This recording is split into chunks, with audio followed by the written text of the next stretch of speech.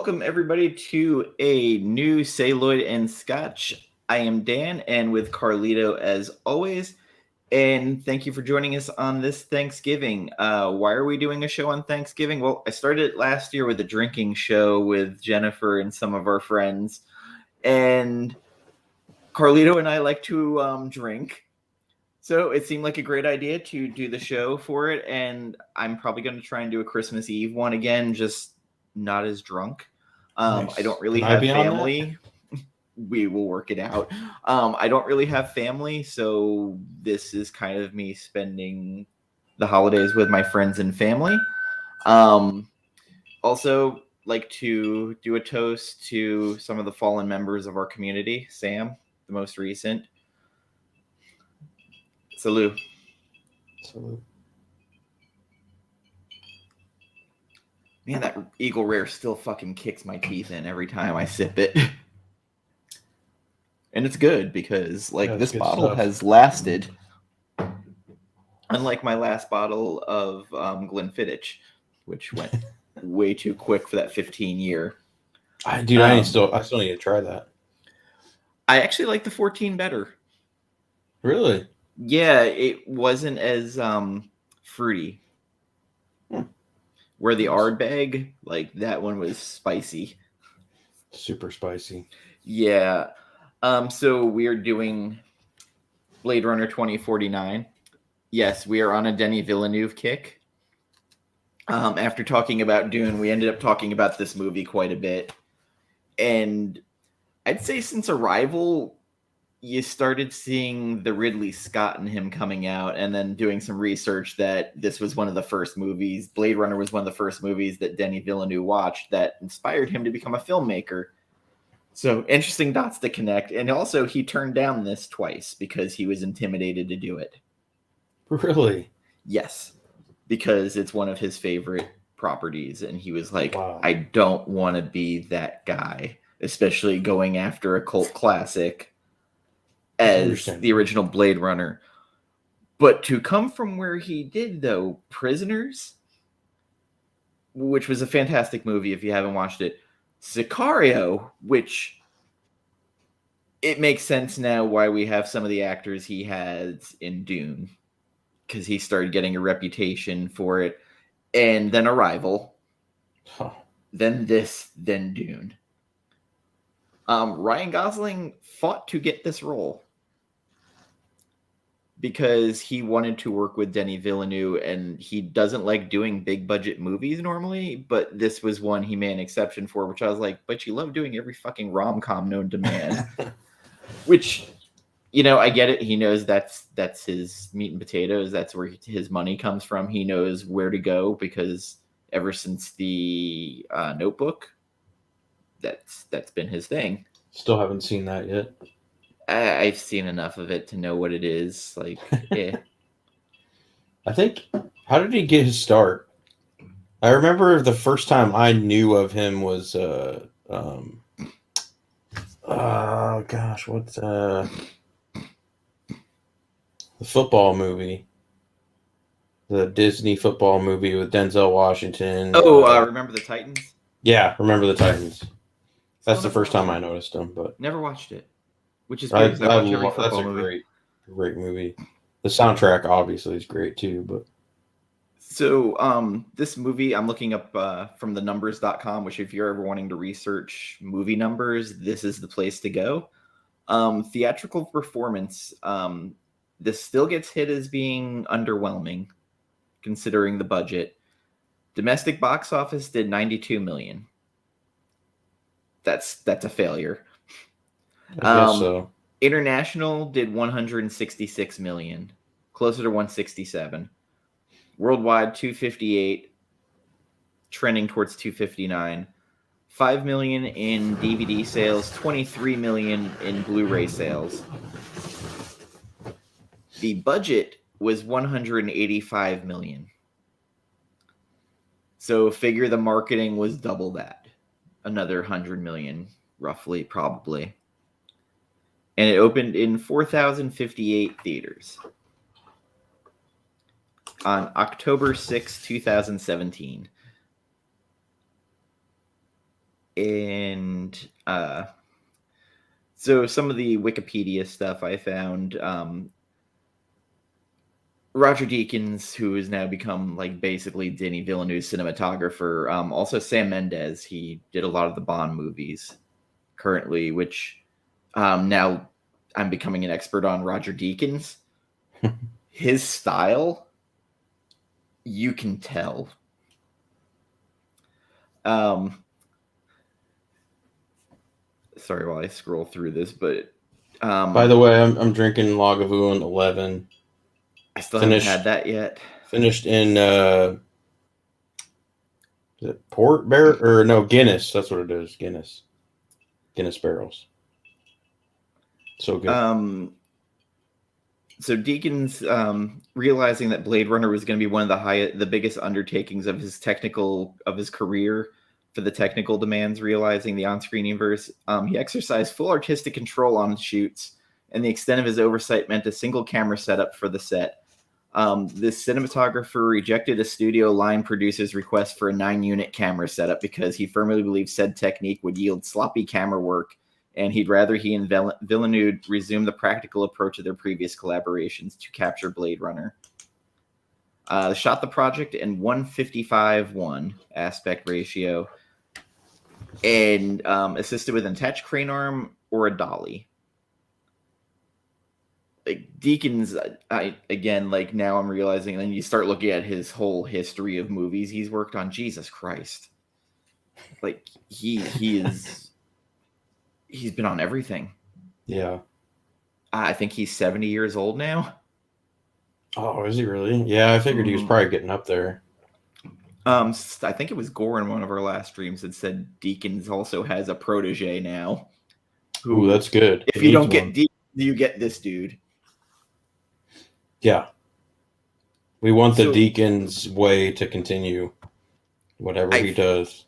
Felt this movie in particular really set up the look that we got in Dune with the giant landscapes, and I hate to say, like, the beauty that he can put on film of just wasteland. Yeah. Like, where you stop and you're just watching going, God, like, this shouldn't look as pretty as it does. And I took a screenshot earlier where it's Ryan Gosling walking into Dave Bautista's house. And for some reason, that shot alone just... I look great on my OLED, no less. But, man, like, there's just certain things where you can just stop a scene and you're like, this is fucking great. There is a little bit of Zack Snyder in it where, like, the coloring, it's a little monochromatic. But I think to, do post-apocalyptic wasteland, you kind of have to. Yeah. I fell in love with the character Joy, Ana de Armas. There's something about her. It reminds me of Penelope Cruz back when she first started. There's just like this cuteness to her. Like in Vanilla Sky. Yes. Yeah. Although I hated Vanilla Sky. Jesus Christ, I hate that movie. I have a love. I don't know. There's some things I loved about it, but yeah. Mainly because of Jason. The dude from all the Kevin Smith movies who is in My Name is Earl. Jason Lee? Yeah. You gotta have the bitter to get to the sweet. I'm just like, oh, shut up, dude. Shut up. Jared Leto, they wanted David Bowie to play Wallace, but he passed.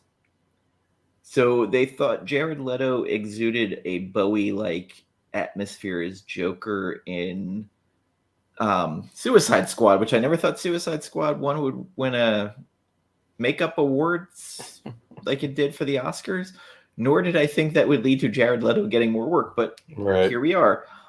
And his character I found not interesting. In this movie? Yes. Yeah, I don't disagree with that. But I also think he was perfect for that role. Playing this weird eccentric dude. Yeah. And I posted earlier that I think the thing that was missing is you didn't have a charismatic antagonist like Roy Batty from the first one, where Rutger Hauer just And hearing that he improv that whole last speech was awesome. I saw attack ships around Orion and starts talking. That speech alone like makes that whole fucking movie. And I don't think there was a memorable speech like that in this movie. You know what's funny about that? And I was thinking it, especially after just finishing it up today. At the end of the movie, they start into Tears in the Rain. Yeah. They played Roy Batty's music. I was like, that's interesting. But the funny thing is, like, for up until, I don't know, it was like maybe 2013 or something, when John Schnepp told me I need to watch Blade Runner, I was like, okay, I've never seen it, but I love like sci-fi. We were talking about that stuff, but like up until then, I had always heard that speech and then that a clip of that music in a Paul Oakenfold song from like the late 90s that I loved. Yes. Like it was one of my favorites, and I'm like, this is so familiar, and then it just hit me, and then it makes that even more like meaningful and stuff to me. It's amazing, man. So the music I've been putting to the Instagram stories by this band Future Sounds of London, they put out an album called Dead Cities, where they sampled most of the Vangelis Blade Runner soundtrack and took clips of it and reused it in all these different songs. So if you're an electronic music person and like experimental weird music and you happen to like cinematic scores, check that out. The score by Vangelis still is in my top 10 film soundtracks. It's still been in my Amazon to buy list for like the last 5 years, but I'm a cheap ass, so the whole thing's on Spotify. Yeah, that's cool. My appreciation of the ending changed a little bit more. For better or for worse? Yes, actually. So I made a weird kind of bridge of what this movie reminded me a lot. The old gumshoe films of the 40s, 50s, the hard-boiled, where, you know, the private dick gets involved with the girl and becomes obsessed with this case. It kind of reminded me a bit of that. A little bit. Where the guy gets beaten and bloodied and, you know, eventually it causes his downfall. And this kind of, maybe I'm just getting this kind of analogy, but it felt like that. Like he became obsessed with it, even to the point where he thought that he was the chosen one. Yep. And Chaos and Comics had commented, he's like, I feel like this movie's inaccessible if you haven't watched the first one. And I can't disagree. But also, if you're going to see a Blade Runner sequel, you'd think you'd watch the first one. Yeah. No, yeah, I guess I can't disagree with that statement. It's pretty true. There are some things that still kind of annoy me about I mean, it is slow. There's not a lot of action till the third act or right around then, but it's build up. And, you know, like you get into Kay's life and how weird it is. He's a replicant hunting other replicants. Every time he comes back in, they give him baseline tests. The people in his office hate his guts. They're, you know, you fucking skin job. Yeah. All this shit. So it was a little bit Alien Nation, if anybody remembers that movie or series. It had a little bit of that with, like, you know, everybody hated the alien because they didn't want the aliens there. Yeah, and that's a good point too. This was the first time watching it, which I will add, I didn't watch it all. I had to split it up since I got back from my Thanksgiving a little late. So actually missing out on that whole like Kay life story and like the orphanage and stuff like that actually took away from the ending for me. And I can now understand why some people, like, if they weren't paying attention or whatever was too slow for them and they kind of faded off or something, that didn't have the same impact. I think this might have been the first or second movie after Gosling did Drive by Nicholas Winding Refn. Also, where he started, you know, getting a trying to do the tough guy movies. Yeah. And he is a badass in this movie, but he always looks sad, so he's like the sad boy tough guy. He's kind of like a sad boy. I was thinking the same thing. Yep. But what did you think of Harrison Ford in this? Did he need to be back in this? Except for that ending? I mean, if he wasn't in it, the ending would have been less impactful for sure. True. And he wasn't really in it until third act. The last, I think it was like the hour mark before the end, basically. Like right when I fast forward to have enough time to watch the last hour was when pretty much he showed up. So the set piece for Vegas or Nuked Out Vegas, fucking fantastic. That was, dude. Like, it's just, I don't think anybody, in my opinion, at this point in the game of making film, sets up a world that you just get taken into better than Villeneuve. So, and it's one of those things where I got so distracted by what I was seeing on the screen that I wasn't paying attention to what was going on, because you get dumbstruck by the beauty and the carnage. Like, I can see that. Dune in IMAX, that first time you go over the when the Atreides are on Arrakis and they're showing the wall and everything, you're just like, holy shit, like, fuck, this motherfucker pulled it off. Like, like, literally, I was so scared. Like, is the technology there to do justice to this fucking book? And, like, the motherfucker pulled it off. Like, it just... And this is kind of why I say, like, I think he's the modern day Ridley Scott, but I think he's a better technical director. Yes. But you have fucking Roger Deakins with you, so... Hey, Marcy. Oh, it's not, hasn't updated yet here.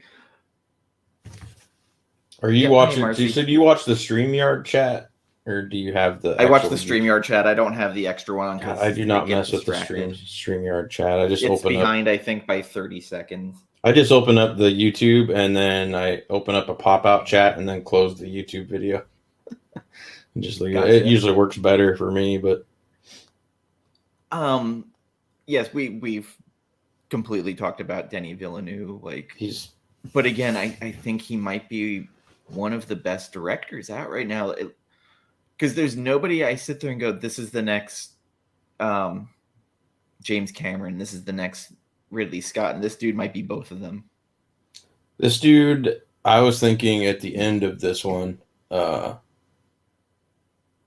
I don't want to speak too soon, but so long story short, I had some friends message me about Christopher Nolan and Tenet, and they sent a video of this guy kind of breaking down how Tenet is not as good because Nolan gets into a whole bunch of exposition dumps and blah blah blah. And I was thinking for that movie. What's that? You kind of have to for that movie, though. Like, maybe you don't. I'm starting to think maybe you don't. Maybe Nolan has fallen into the trap of trying to explain too much to audiences, because I'm looking at Blade Runner 2049 and I'm like, you don't have to explain everything. You can just show it and feel it. And like I think Denis is the pinnacle of filmmaking right now. I think he's going to take over Nolan for me. I just wanted to throw that out there because I can't think of a time where I was like, God, he doesn't need to explain this, and he's explaining it. But I can with Nolan, sort of. I don't think that about Tenet, but I know people that do, and like trying to stand outside myself, I can kind of see that there are times where it does get a little explanatory heavy. So when we went back and watched The Prestige, it changed my whole fucking rank of Nolan's movies, because that movie is so underappreciated, I think, and it might be one of his best movies end to end of just storytelling. And that's one where he doesn't do a lot of what he's done with Tenet and some other films of just he uses the visual aspect of the back and forth. And I think Denis the master at that right now. I thought the storytelling was much better in Prestige. And it's sad, and then I gotta go back and watch Dunkirk again. Oh, I love Dunkirk. Especially after watching Eternals, because the guy who plays Druig in it is in that movie, and I don't remember him from it. Yeah, he was the kid on the boat. But Okay, because I was like, Barry I haven't Keoghan. even seen Eternals yet. But Yeah, it was 2.5 hours. It felt like 5, which I ugh. was surprised. I thought this movie was over 3 hours, and it was only 2.5. I was gonna say what the time that I did have to watch most of it flew by for me. So I can't speak for the middle part, but yeah, for the when I started it and then skipped to the last hour, like it was. I was like, man, it's over already. I need to go back and watch it all from start And to finish. So. we're probably going to discuss spoilers because they're the ending of this. It's hard to talk about without spoilers, and I kind of wanted to get your interpretation on the ending. But the bad person in this movie, was it Wallace's assistant or was it Wallace? I can't tell. It was very vague because everybody kind of was going after the same thing. Yeah, I mean, I don't know. And I also was I mad at kind of myself. lean towards both, but I was also mad at myself because when Kay goes to visit, who we end up finding out is the daughter. The talking about the implanting memories, I was like, motherfucker. Like, going back, I had that Nolan moment of, you kind of told us, but you didn't tell us. Right. And also an interesting about this movie is the fact that Ridley Scott went and started trashing his own movie afterward. Really? Oh, Yes. I guess I vaguely remember. You know what though, Ridley, he's kind of on a tear with trash and stuff. So He was like, it's too fucking long. I know I wrote it. And I was like, oh, this dude's reading his own reviews now. Like, that's what's happening. well, he just trashed a bunch of quote unquote millennials for the Marvel last movies. duel or whatever not doing good. So I haven't seen that yet either. Have you seen that? One of the guy Scott who was on the Dune live stream with us saw it and he really liked it. Oh yeah, I guess I kind of remember that. I think Ridley Scott at this point he's kind of hit and miss, but I'll still like Kingdom of Heaven. The director's cut is so much better than the theatrical cut, but it's almost an hour longer. But I have appreciation for that movie. Strangely, and there's some other smaller movies by him that I like, but then there's some real bombs too. So as he's gotten older, he's gotten a little bit everywhere, I guess would be the term. Yeah. Like Covenant and Prometheus, there's things I like, things I hate, Right. and it's, maybe the same director shouldn't go back to the well again. Maybe. But although I'd totally be up for another Blade Runner movie from Denis. So they were talking about a Blade Runner series. Which you could do smaller screen. You could do that, yeah. Not as bloated. If they get Joy in it, Ana de Armas, I'll watch it for sure. I think she might be she's finally getting bigger. Like, I mean, she dated Ben Affleck for a bit, so that got her name out there. But there was something just charming about her character. And I don't know what it is, man. Ever since I saw, what was that kind of horror Knock Knock with her. That's where I first learned about her. Yeah. Yes. Dude, it's just like, oh my God, who is this girl? And I was like, why is Keanu mad? Yeah. Yeah. It's like, I'd be so happy right now. No. But if anybody wants to see someone high on their own supply, please watch Maximum Overdrive, directed by Stephen King. He later said the entire movie was fueled by cocaine. Not surprising. Because he thought he could direct. Even the teaser he did talking about it, his eyes are basically crossed because he's so fucking jacked on cocaine. Jesus.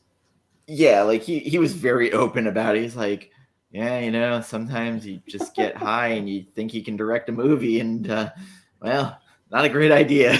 That is pretty crazy movie. Like, it's so bad. And then he puts himself in the movie and he's at an ATM and he's like, honey, The ATM just called me an asshole. Didn't it That's kind of his have dad. like a cult following a little bit? Because I know Schnepp used to talk about it as like an awful but awesome movie. In the same way people love So Tommy Wiseau, yeah, it's in that vein. Although, did you ever see the video of Tommy Wiseau reading all the Joker lines from Dark Knight? yes, I did, and Whew. I actually for a brief moment was like, you know what? I kind of wanted to be the Joker. Like, and then there's his play-alongs where he's playing Mortal Kombat. I wouldn't watch those. No way. I did. He's like, I hit you. Why don't you hit me back? Oh, I take your head off. Ha ha ha. Oh my god.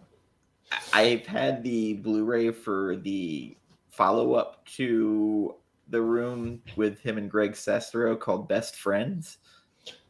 I've heard about that. I haven't had the balls to open it because it's 3 hours. Oh my god. 2 discs. Jeez. It's a 2-disc Blu-ray, and I'm like, you know what you gotta do is just get a lot of whiskey poured, have some friends over, and just pop it on in the background. just do a live commentary. Yeah, do a live commentary to that. Oh boy. So even the snow in this movie Man, looked great. Like the end of it, and it did kind of a choose your own adventure ending where you have to decide, did Kay die or was he just like, I'm tired, I'm done? napping. No, I think he, in my head, I think he dies. But like he was beat up, he was bleeding. Well, I mean, she shoved that knife in the side and went up pretty deep. So I'm thinking that fight in the sinking ship, that was kind of cool. Yeah. I don't know how the heck they shot that, but I was just thinking the whole time, like, if that's Harrison Ford doing his stunts in the water, he must be pissed because he's got to be getting soaked. Yeah, me too, John. Me too. I gotta say, the snow at the end is just so fucking beautiful. It's just so beautiful. It's just the added thing of he's tired, he's laying down, and I got the Thing vibes of, well, what are we gonna do? Well, none of us are in any shape to do anything, so I guess we're just gonna sit here and find out and freeze to death. Just Harrison Ford putting his hand up to the window. It's perfect ending, man. You don't need any more than that. No, I honestly, if they over-explained it, yeah, or had a long dialogue or something, no. Because we had 40 years, 30 years of people arguing, was Deckard a replicant? And they're still going to, I think, for this movie doesn't really explain it. Nope, it sure does not. It still leaves that open. I mean, obviously, her mom was a replicant. Yes. But, like, it doesn't... But I think that's what they meant by it was a miracle that a human and a replicant... So I tried to find online that... after I had first seen this, like, so is he a replicant? What the hell? Like... And I went down a huge hole for that. And basically, I ended up... It's like choose your own thing. Yeah. I think there was something Ridley Scott might have made a comment that that kind of like hinted that yes, he was a replicant, but it wasn't outright. And so I'm like, well, I guess you just kind of believe what you want, But and I love the fact that like I'm a fan of open endings where you have to I've said like the end of the Thing. Probably one of the best open endings. Inception, it fucks you up enough watching it start to wobble and then cut to black where you make your decision right then what the ending is. Did he end up with his kids or is he still in the simulation? I think he's stuck in the limbo. And this one kind of not so much but the original Blade Runner did, where you're just like, well, is he not? Like, what's going on? And then for me, like, Rutger Hauer he's magic in that fucking movie. Like, he is, and then if anybody hasn't watched The Hitcher, He is the scariest motherfucker walking the earth in that movie. Oh, he was scary. Frightening. He was scary in, I think it was Surviving the Game. Oh, it's like based off of the Most Dangerous Game or whatever. And he was hunting Ice-T. That was hilarious. But he was also in a movie series where he was a blind kung fu artist. Hey, Mike, happy Thanksgiving. Blind Fury. Mike, thank you for coming by. Always appreciate thanks for joining you. And we'll be here Saturday doing the Dune over season 3. I got to get reading on that book, man. But... Oh, mercy. I know you love your horrible movies. She went to see Dune with me, so she was just like, nice. I read the book. Hey, what's... And then hearing the person go, that looks like a butthole. The worm. I was like, yeah. Yeah, so I haven't watched her in a long time, but she's a huge Dune fan. I'm pretty sure you're going to know who I'm talking about. I think it was Danica XIX or whatever. Comic Book Girl 19 is what she used to be called. Comic Girl 19, I know, used to do a show. She did a review on Dune, and yeah, she brought up the whole butthole thing, which, to be honest, I didn't think about until I heard that. So, because I remember people, when I started doing the show with Jen, kept saying, oh, you remind me of Comic Girl 19. Oh, my God. I'm not going to lie. That thought fleetingly crossed my mind when I was watching her. I'm like, she kind of stole Jen's shtick. No. Well, no, Jen was after, but yeah. I mean, give it up to Jen. Her channel's up to over 1,000 subscribers. Oh yeah. She's making money now. Sweet. But so okay, like this is the weird part with this movie because I kept thinking of my rating and I was having problems because I don't think there's a perfect rating for it. Like, technically, it's a 10. Story-wise, probably 7.5. So that's where I'm like, am I in the 8, 8.5? Like, I'm somewhere jumping in between that. Like, I would fully recommend someone watch it, but don't watch it without watching part 1. And right, provided in particular... by the way, Amazon's got the sale for the 4K of the Final Cut 4K for $30. Final Cut up there, baby. That's the one Schnepp told me to watch. He's like, I was like, there's so many cuts. I don't know what to watch. He's like, don't watch anything but the Final Cut. I'm like, okay. I bought Apocalypse Now, the last edition that came out that had every cut, and it had the Hearts of Darkness documentary, so I'm good for that forever. That's pretty good. I am waiting to watch the Rocky versus Drago director's cut of Rocky 4. Ooh. That sounds decent. It released, but they said that it's more from Creed's perspective in the beginning. So I'm kind of curious, but like my friend said, it's drastically different. So if I'm not mistaken, back to Blade Runner. Sorry. No, you're good. I don't want to forget to talk about this stuff because I mean I know there's only a few here, but like and everybody knows, John knows how obsessed I am with movie scores, but you know, rest in the mouth. Rest in peace, Johan Johansson, because he was Denis' scorer until he passed. But I will say a blessing and a tragedy is Hans Zimmer and Benjamin Wallfish coming on to do this for Denis, because just like, oh my God, man. This is just, it's not as impactful by itself, but with the visuals and the movie, the soundtrack, like that thing hits so hard. And I just have like a little home theater system, but it just sounds so good, and you can feel it. You know? They were aping Vangelis from the first one, like, so Zimmer was doing his interpretation of Vangelis, and again, I thought it was Vangelis for a good chunk of this movie, but Vangelis is in it for the very end with Tears in the Rain, right. Which I love the callback to playing the ending song from the first one at the ending of this. Yeah, and like, I got to say that first one, if it wasn't for Rutger Hauer, would not be as good of a movie without him at the end. The Voight-Kampff test parts though at the beginning were so good. Like it builds that tension that you're not sure what you're watching.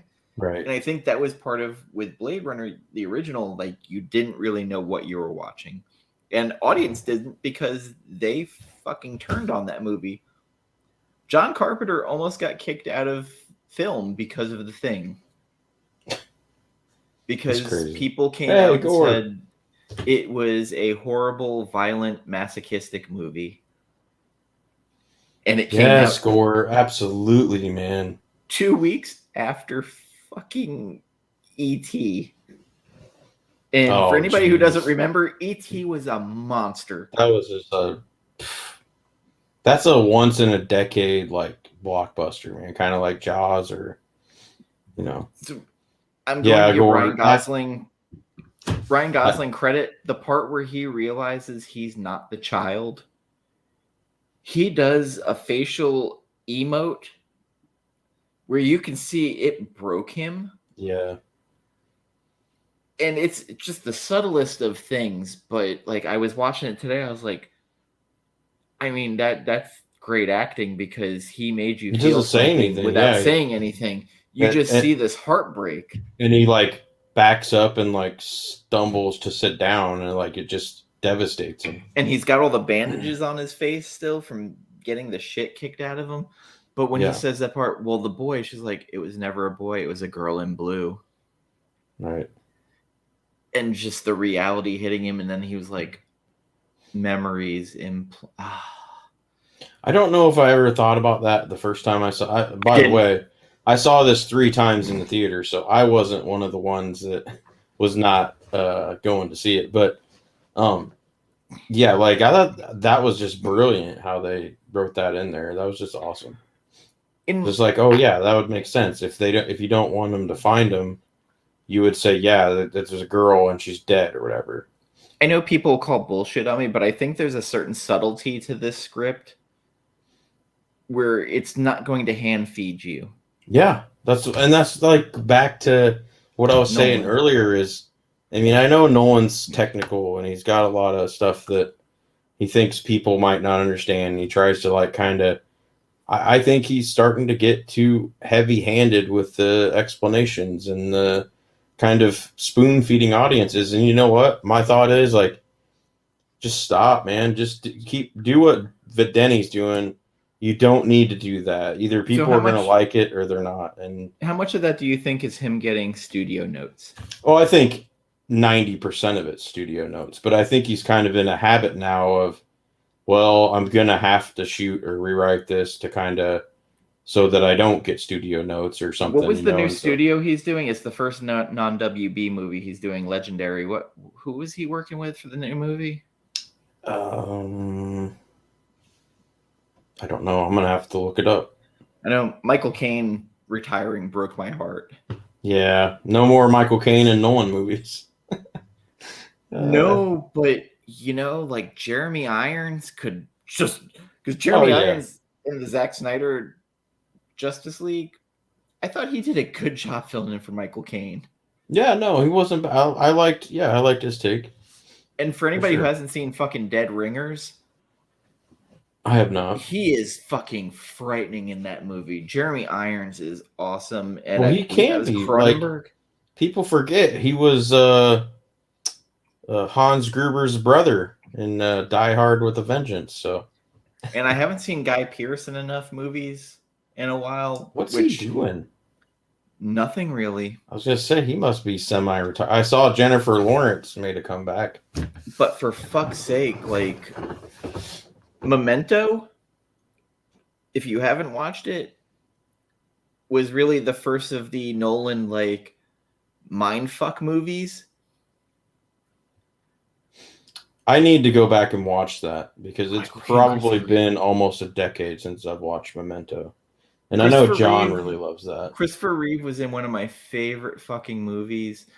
Did you ever watch Time After Time? Where it was him trying to stop the Jack the Ripper. It's a Christopher Reeve movie. It was very good. No, but Reversal I've of seen Fortune. Somewhere in Time. I've seen that too. By the way, Jane Seymour, God, I loved her when I was had a little great boy. soundtrack. Yeah. Reversal of Fortune with Jeremy Irons. I have not seen that. I believe Somewhere in Time was John Barry. I could be wrong, but I'm sure Core will tell us. Excellent Mission. I think I have seen The Mission. Yeah. Hey, John, I also think I have an idea for a show for all of us to do.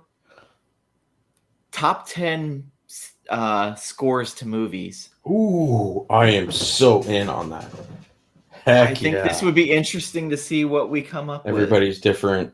Yes. I've been digitizing my collection from CDs so I can either sell or give them away to DAV or something. But I'm saving them all as lossless because I don't want to. I have a person who scores movies I don't think a lot of people like. Harry Gregson Williams. I like him. He's a Zimmer protege. Sort of, yes. The Man on Fire soundtrack. Great epic love. soundtrack. And that is a movie that I love that movie. So no. We're not going to play the music. No, we wouldn't play the music. We're just going to give our top 10 lists. And I think definitely Bearded would probably have a way different list than myself. I think I think Bearded and John would have different lists, and then we would have different lists, but they would have some. Dude, I love Ennio Morricone. Oh my god.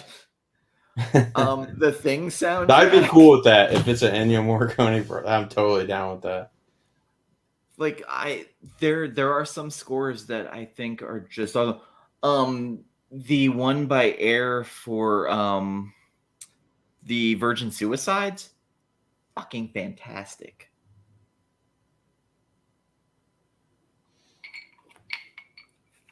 Honestly, I've never watched that film.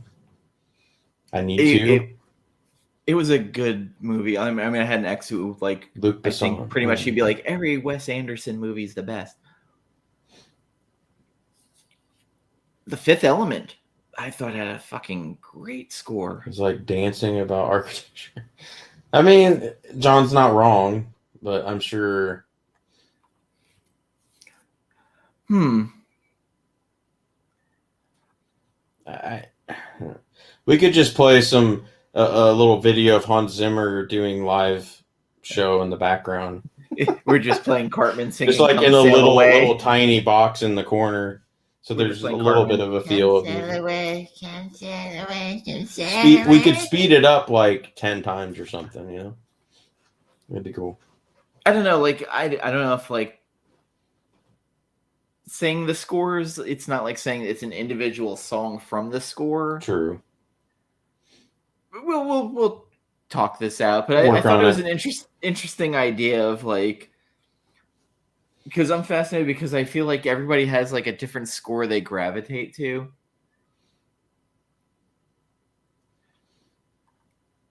Virgin Suicides is really good, and yes, Air. They're very atmospheric. I mean, we could always just do a video, and that's not as fun though as a live. Also, I want to shout out Rodney Barnes for stealing my Instagram story today.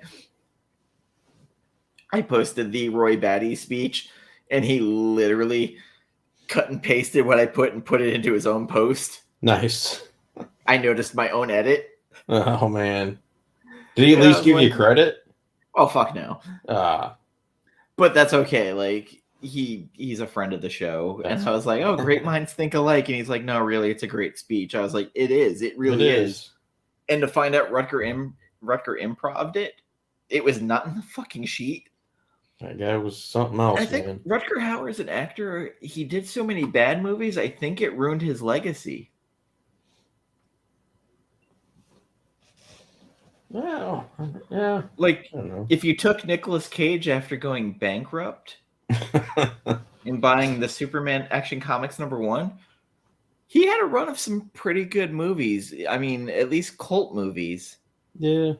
Raising Arizona, there were some good movies, and then he does trash, but then he comes back with National Treasure, which it's a Disney movie, but still, like, got him back up there. Con Air. Yeah, talk to Greg, John. I mean, all we really care about is you, but yeah, I mean, you know, talk. I mean, I'm still down to do the modern westerns too, because I could talk about Young Guns 1 and 2 and Tombstone forever. Modern westerns, nice. I think even Unforgiven should. The Unforgiven's a great one. What was the female western that came out with Sharon Stone in it? Something Dead, wasn't it? The Quick and the Dead? Yeah, something like that. I haven't seen that one. But then we could talk about Tombstone and then Wyatt Earp, the other movie that came out with. Open Range. That was a good one. Heck yeah. I don't remember Open Range. Speaking of Perry. Speaking of, but not really. Perry. I keep getting told every day from someone in my walk of life, whether it's family or friends or at work, every day, you need to watch Yellowstone. You haven't seen Yellowstone? You need to watch Yellowstone. And I'm like, I know. I'm a huge Taylor Sheridan fan because, like, I actually heard Yellowstone was good. I haven't watched it, and there was a new show with Jeremy Renner in it by the creators of Yellowstone. Yeah. There's something Mayor. I think Mayor of something. Yeah. Kingstown. Mayor of Kingstown, I think. Yeah, I still gotta watch Hawkeye. Nick Cave. Ooh, I love Nick Cave. Heck yeah, yeah. Red Right Hand from Scream, still best needle drop in a horror movie in a long time. Absolutely. Nick Cave. 4K. Beautiful. He did not to get away from Blade Runner, but he also did one of my other, or he was featured on one of my other favorite soundtracks. Lawless. That's what it was with Tom Hardy and Shia LaBeouf and Jessica Chastain. Gosh, that's like one of my personal favorite. Like, I guess you could kind of call that a modern. Nah, it's more of a gangster flick, kind of. I weirdly feel bad for Jessica Chastain. You feel bad for her in that movie, that's for sure. No, well, just even having to be put in that Dark Phoenix movie.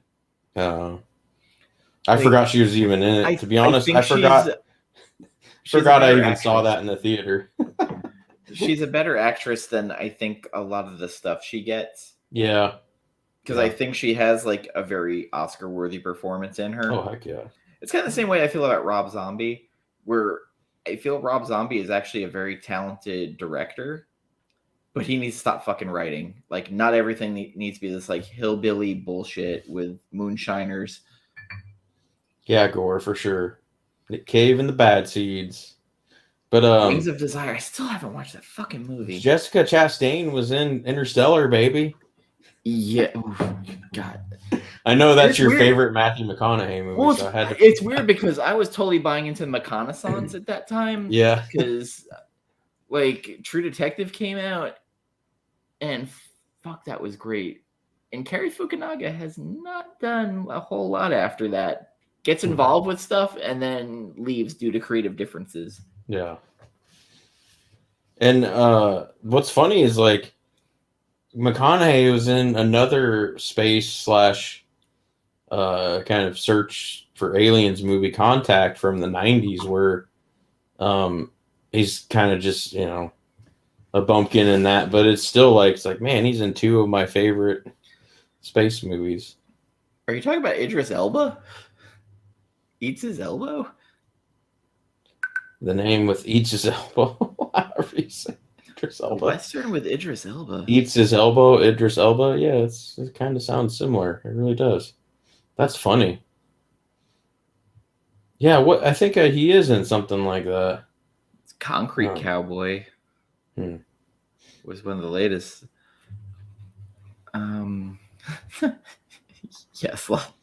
Okay, so Hawkeye was awesome. All right, well, I guess maybe I should sign up for Disney+. I've heard some people say it was shitty, but... Yeah, I've heard mixed, so that usually means I'm probably going to like it. Unfortunately.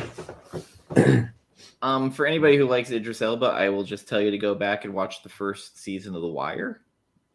He is fucking magical in that. Michael K. Williams actually steals the show as the gay hustler Omar. Heck yeah. Rest in peace, Michael K. Williams. Oh, okay. That's the one about all the African American cowboys. Gotcha. I was trying to remember what that was about, and then now, like, okay, yeah, because I had to watch that review. So, funny enough, how we usually do, if you like this movie, try this movie. I couldn't find anything to go with this movie. With Blade Runner 2049? No. I mean, the only thing I can think of is Dune. Dune. I think if you like Blade, I honestly think you would like Dune. I really do. I also went into the go check out his older movies, The Arrival or Sicario, which Sicario. Oh yeah. Is such an intense movie, and is Javier Bardem in that? It's Benicio del Toro. Benicio del Toro. Which Benicio del Toro? Thanos. Traffic. Yeah. Benicio del Toro in Traffic was fucking frightening. That Sicario was the first movie where I felt like Denis did an amazing and also scary and suspenseful job of showing what's going on at the border, non-Hollywoodizing what's going on at the border and like the drug trafficking and stuff like that. So, and I also I thought it was Emily Blunt's best role. Yeah, she's superb in it for sure. As much as I like The Quiet Place, I thought her role in this, with her playing like a tougher character, and she gets thrown around and roughed up quite a bit. Like, she's a little over her head. Jay, I think I'm kind of slightly there with you, buddy. You know what's funny? My sister-in-law gets motion sickness, and she got that from Cloverfield. Cloverfield was Amazing Spider-Man 1. The swinging got me motion sick. Really? Yes. So that was the first time I'd ever hung out with her when she started dating my brother. This was obviously a long time ago, but like, yeah, so it's funny. I feel like the first and the second movie are different beasts. They are kind of different. This is a more emotionally tied movie, where the first, I don't want to say it's like mostly world building, but you have a clear villain. Yeah. Even though, are they not really a villain because all they want to do is exist? Yeah, that's going to be a whole other episode. We break down the final cut of. We should. We really should. I've never seen any other cuts though, so I don't. But I've heard the one with like the monologuing at the beginning is just awful. Like, it's just terrible. There's 5 different cuts, and the one the one I have has 4 of them. Okay. And I'm not gonna lie, I would love to do Apocalypse Now. You know, I really remember being stoked for Super 8, and then I didn't see it, and then I was like, I heard mixed from some people I trust, and I was like, I guess I'm not going to watch it. I thought the child actors were very good, and whoever made Stranger Things watched it, and were like, okay, so what we're going to do, we're not going to do this, but we're going to do the 80s, and make it work. Yeah, I think I kind of heard that. I think it was actually Perry that said that, something about the child actors were really good. Were very good. The story was kind of meh. But I'd say they're morally ambivalent, the Blade Runners, because it's what they're trained to do. But again, like, once Rutger Hauer makes that speech of all the things he's seen, even Harrison Ford starts going, fuck. Yeah. You know what? Actually, you know what? Now that I think about it, it's kind of sort of, we've talked about it before, but on the same wavelength a little bit as far as with the replicants and kind of like that whole fight between being human kind of, or not being human. Equilibrium. Equilibrium. Ooh, because it's got what you said Blade Runner 2049 didn't, which is more action. I mean, amazingly more action, but it also has that, like, they're supposed to be like emotionless and they're taking those pills and etc. And so Gore, I gotta ask you. You must have seen Denis Villeneuve's Dune. Was Stellan Skarsgård doing a Colonel Kurtz impersonation? I felt like he was channeling Marlon Brando in that role in Dune. Like it's the first thing I thought. Even the mannerisms where he's like rubbing his head. I can't wait to see what Gore says about that. And I'm not even shitting on Marlon Brando because Marlon Brando in Apocalypse Now, pretty brilliant. It's before he started getting real weird. Yeah.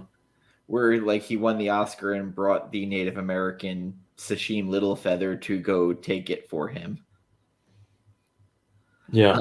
And then the Island of Dr. Moreau bullshit, which he was way over the top, where even Val Kilmer started trying to behave like Marlon Brando. Did you watch the Val Kilmer doc? I still haven't. It's on my queue, but I haven't watched it yet. You got to watch that because he goes into that quite a bit, and he has some footage from being on the set and stuff. It's pretty interesting, but it's weird, like watching him and who's the guy who was in the Brendan Fraser? How they were kind of Hollywood heartthrobs, and then have their bodies just start to fall apart on them, and then become character actors. Yeah. Honestly, he should have won an award for Tombstone. I still, to this day, will argue that as best supporting, it should have been a shoe-in. That is from my time growing up, that's one of the most iconic character actors moments. I think from our age range, I think that's a movie that everybody go, oh yeah, I'm your Huckleberry. Yeah, I'm your Huckleberry. Say that, everybody knows. You say that, everybody knows that. You know, it's not like me quoting Big Trouble in Little China where, like, someone's like, Jack Burton. See, I wouldn't even know that because I still haven't seen that yet. I literally had a lady pull over in her car. She somehow saw my tattoo on my leg of Lopan and stopped and said, hey, nice Lopan tattoo. I was like... Oh, you probably weren't in a car. I'm like, how could she have seen that if you're in a car? I was walking from the grocery store that's like a street away from my house. And she's like, hey, nice Lopan tattoo. I was like, how the fuck did you even see that? And thanks. I guess it was like, I think Chamara was the only person who saw my signed James Hong picture in the background. I was like, oh my God. So kind of in agreement, but doesn't think it was intentional. That's fair. That's interesting, even if it's subconscious, because that's a character you could do that with. And Brent, they sent an assassin. Dude, I don't know if you've seen the score with De Niro and Edward Norton. Yes, I have. It's a great heist. That had one of those lines. Who told you were better than me? Yeah. But that's got weird Brando in it, and I even liked him in that. I thought he was good in that.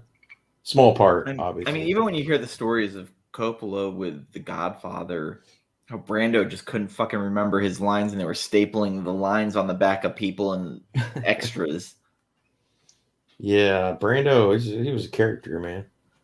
But, I mean, even to go into Coppola for a minute, to go from Brando then to Robert De Niro playing young Brando, like, how do you get better than that? And I still go through the argument, is Godfather 2 better than Part 1? So tough.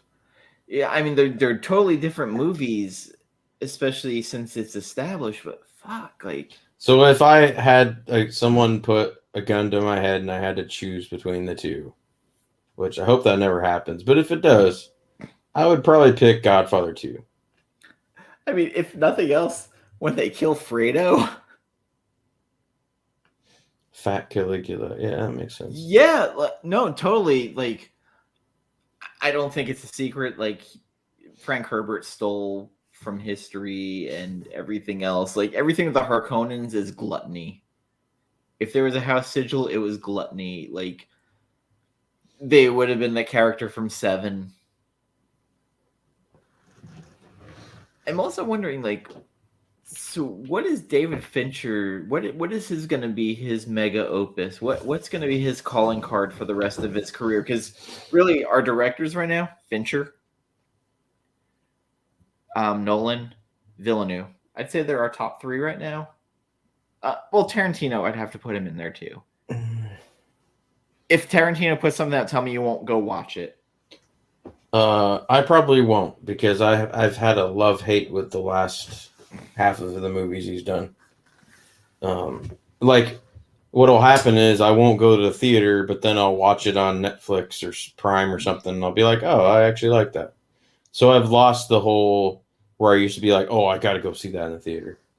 I can't remember when that happened, but if I go back and look at his... I think James Cameron's still in my... If he puts something out, I'll probably go see it in the theater just because of curiosity. Ryan Coogler is promising. Listen, I loved Creed. I liked Creed 2 even. Black Panther was great. I'm curious with everything going on Black Panther 2, how that's going to go. Ooh, Dracula. Hello, Dracula. And also thank you for having me on to talk about Francis Ford Coppola's Dracula. I appreciate that. And unfortunately, my esteemed co-host Carlito had that's COVID. right. I had the COVID. I got to go back and watch that too because I still haven't watched it. But I've thought of something though that I want to.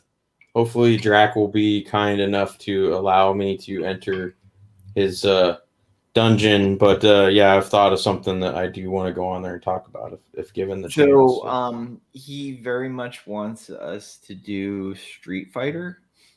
Him and Panda. Wait, the new one or the old one? The one with Jean-Claude Van Damme. Okay.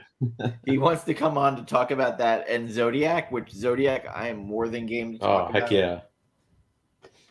Panda, maybe not so much, but Ninja Turtles, I think we get him and Burke on for. For sure. Just to throw this out there in case anybody's missed my many social media posts on all platforms.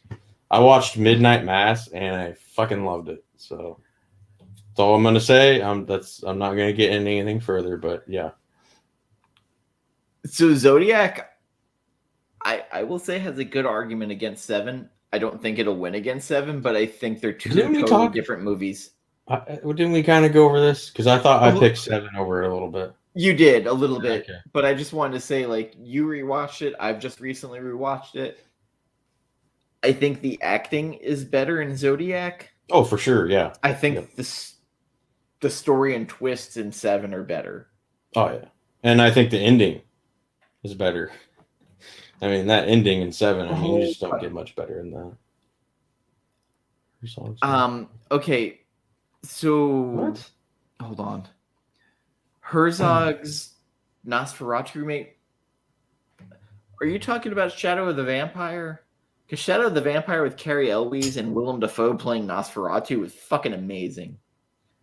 I know there was like this awful Dracula Untold or something like that, retold. No, that's terrible. I don't think we talk about Willem Dafoe enough as a character actor. Speaking of the Spider-Man No Way Home. Yes. You know what? I'll watch it because of Willem Dafoe.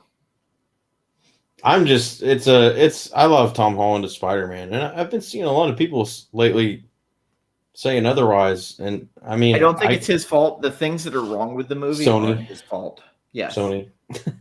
It's always, I think it's Sony's fault, but yeah, you'll probably get flagged for that, so you probably won't make any. Well, the Street Fighter anime was very, very good.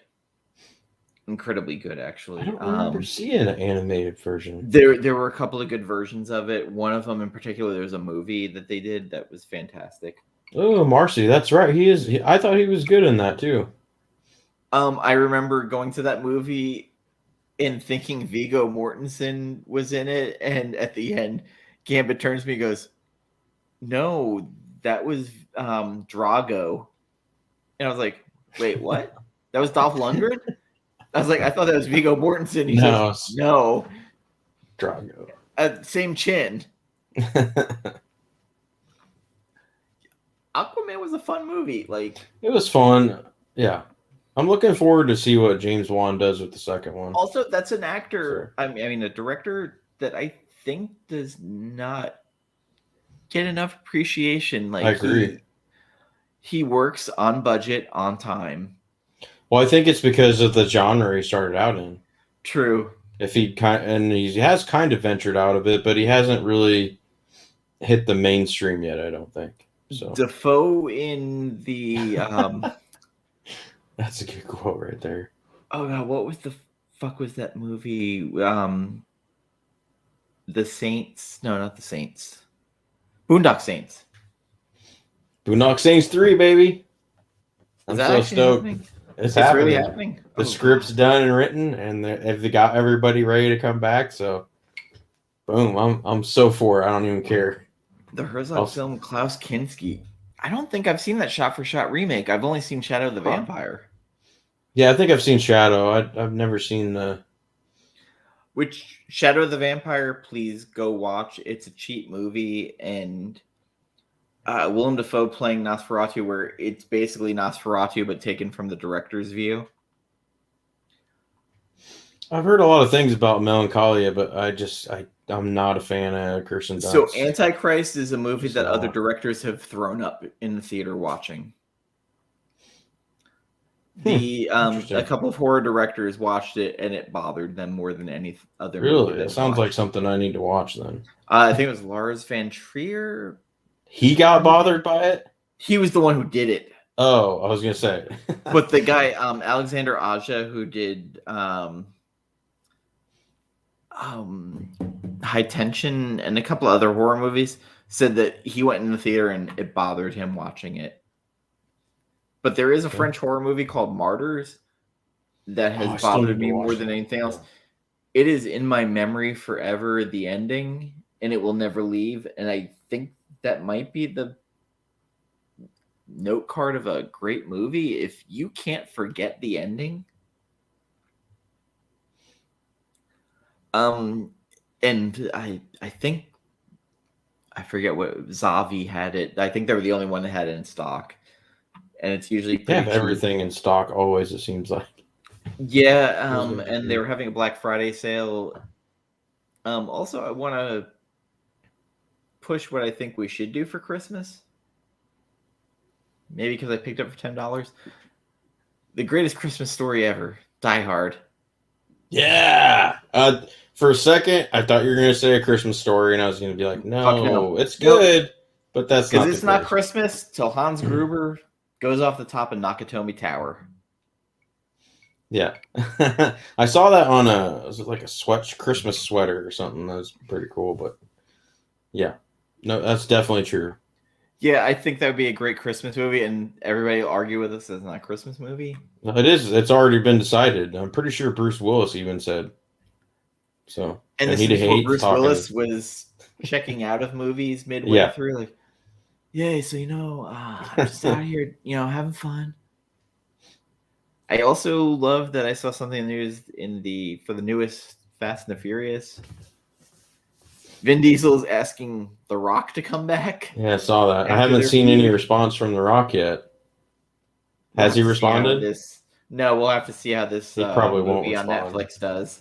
He's got too much. He can't say no to any movie. So, well, when he called himself Franchise Viagra. Who called himself that? The Rock. Which, I mean, when he did come into the Fast and Furious series, that's when they decided to become low-end Ocean's 11. Max Schreck, he was in Batman Returns. What are you talking about here, Dracula? God. You gotta love what's his face? Oh, Walken. So the Dead Zone with Christopher Walken, the original movie. Shout Factory has a sale if you want the Scream Factory edition of it. I need to get True Romance. I do know that. But I don't have that romantic nostalgia for that movie. Really? It's good. I think it was the first thing I saw, because I'm pretty sure James Gandolfini's in that. It's like a bodyguard or like a muscle guy. And then there's just some other funny stuff that my friend used to quote growing up, and I used to have it on DVD back when I had DVDs, but then when I gave those away, I never replaced it. So, so are they going to have Elon Musk in the next Fast and Furious? Because they'll end up on Arrakis. They're going to be on spice runs. Oh my god! Yeah, I mean, Jay's not wrong, but I think I'm getting a little tired, a little rock fatigue. So sorry, Dwayne Johnson, if because you're probably watching, but I think you need to reel it back a little bit. Jungle Cruise was actually fun with him in it. I haven't seen that. I know my best friend, one of my best friends, he goes to every Rock opening night movie. So he's been to a lot over the last decade. He was one of my favorite wrestlers, but yeah, for sure. Put my ass in the theater? No. Yeah, I think it was after that god awful Skyscraper. I think it might have been entitled that I was like, yeah, I don't need to go to the theater to see every Rock movie anymore. But I will say though that I did watch Hobbs and Shaw, but I am a Jason Statham fanboy. Yeah. I was just going to say I'm more of a Statham fan for that one, and Jason Statham always is.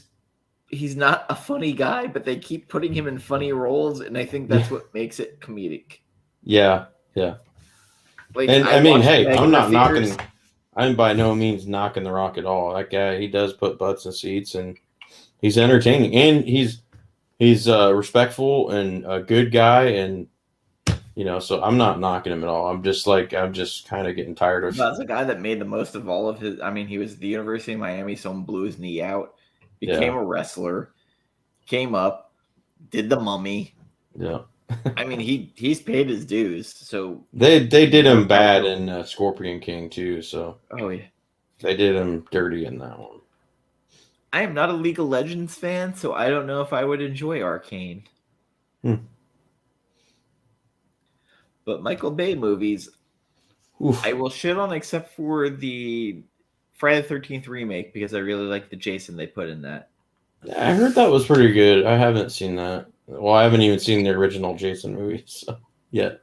I was gonna do that this year, but then of course the COVID hit, so it kind of knocked me out. I know they had the one deal. I actually think on Walmart for Black Friday they have the deal on that 8-film Friday the 13th series. Yeah. It's only on Blu-ray, right? Not 4K because of the whole. It's Blu-ray. You can buy 4K of the original and Part 2 right now. Not that I really need that on 4K because I'm sure it's. Oh no, it's terrible. Blu-ray's probably good enough, but. Am I the idiot who keeps buying them? Yes. Same with Halloween. I now have. You're not an idiot. You're just a fan. I have my third version. Like my friend Sid was like, "Don't you have like 9 copies of that already?" I was like, "Shut up." You gotta have every version, man. She walked by the Blu-ray case, and she was like, "This is getting pretty full fast." I was like, "Yeah." You are the target of capitalism. You are the main target. They want you to have every version they release. So yeah, Christmas. So do you want to do just Die Hard, or do you want to do Die Hard plus our favorite Christmas movie? Boy, I mean, that is my favorite Christmas movie. So the only thing I think of is like Charlie Brown. Man, do I have another Christmas movie? And I think there was an old Hanna-Barbera one with like Snagglepuss and all that. Now you're talking like I don't even know what Hanna-Barbera is. So. Okay, yeah, like yeah, I'm down for that. Yeah, I feel like Die Hard's fun, and I even have ideas for January already because it's my birthday. Heck yeah. And Chamorro really wanted to do Big Trouble in Little China. Yeah, that'd be cool. And I mean, if I can join you, I mean, I've never seen it, so I should probably watch it. Oh no, that would be our episode for that month. But the scores thing with John, I think, sounds like an interesting idea because I have a feeling we'll all have different. Yeah, no, I think it would be a good mix. And Jay, I'm gonna have to disagree. The best video game adaptation of all time was Hitman with Timothy Olyphant. Oh, fuck you. And I like Timothy Olyphant, but like, boy, that was bad.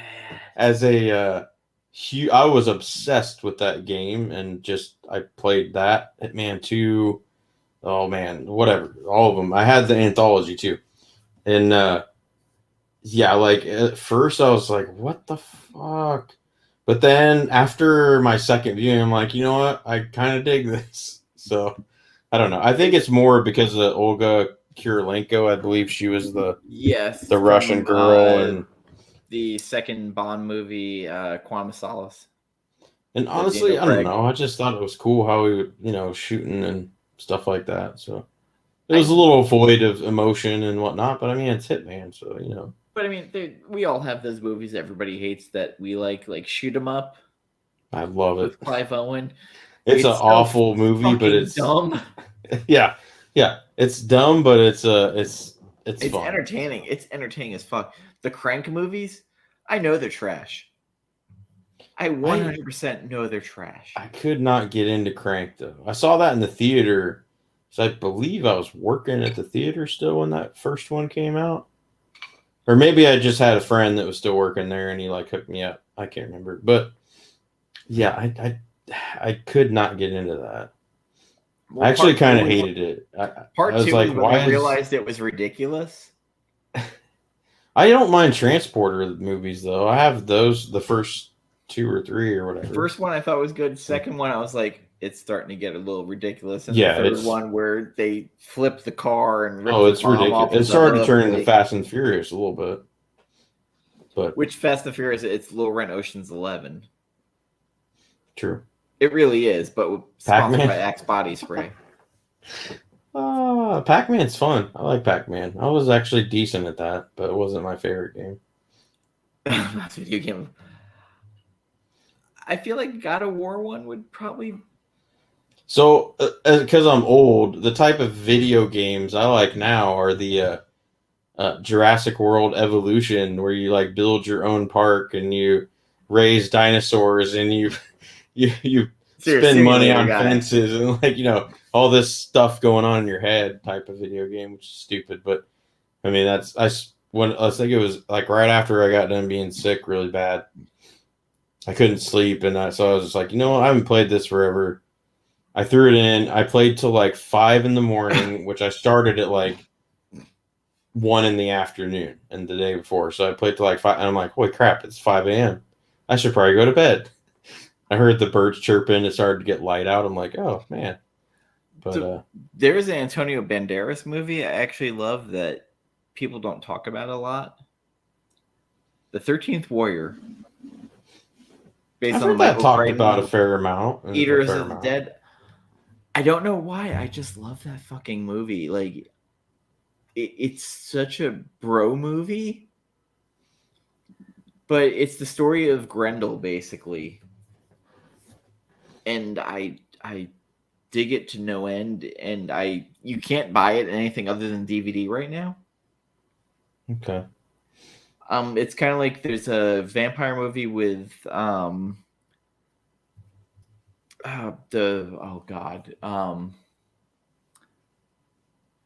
guy who was in Aliens who played Hudson, Frailty. Bill Paxton. Bill Paxton. So there's a movie called Near Dark. It came out. Ooh, I think I've seen that. It came out in Blu-ray a couple of years ago. Never got reprinted. It's $135 Blu-ray right now. Jesus. It's supposed to be coming out in 4K in the next couple of months. Wow. It's going to come out once. So I'm going to buy it just to make sure I buy it. And then it's going to go out of print again and then be out for years again. So Disney does that. And actually, they've done that. They put... So I think it's Something Wicked, This Way Comes, or whatever. It's been on moratorium for like, I don't know, 10 years or something. It's like, just put out a Blu-ray or a DVD, or like, I thought for Halloween, like maybe, but no, it's just locked away. No, just put out Hocus Pocus repeatedly. Oh, jeez. There is a movie, I think Gore would actually agree with me. One of the best Arthurian legend movies is Excalibur, with a young Helen Mirren. She's great. She was a fucking fox when she was younger. She plays Morgana in it. She is incredible. This is a movie that like it's not talked about enough. And my mom used to watch that fucking Camelot musical constantly with Richard Burton. I fucking hated it. I hate musicals. Thank you, Dan. I love you, man. Camelot. I'm the same Camelot. way. Camelot. Like my dad forced us to watch Sound of Music at least twice a year, once every summer, and I just hated that movie forever. I will say now, because of that, and I think it's because I was brainwashed, I do kind of have a slight nostalgia for it at times. But I saw Tie Me Up, Tie Me Down, and I have not seen that. It is creepy as fuck, but it is interesting, and it has all the kink you could ever want for one movie.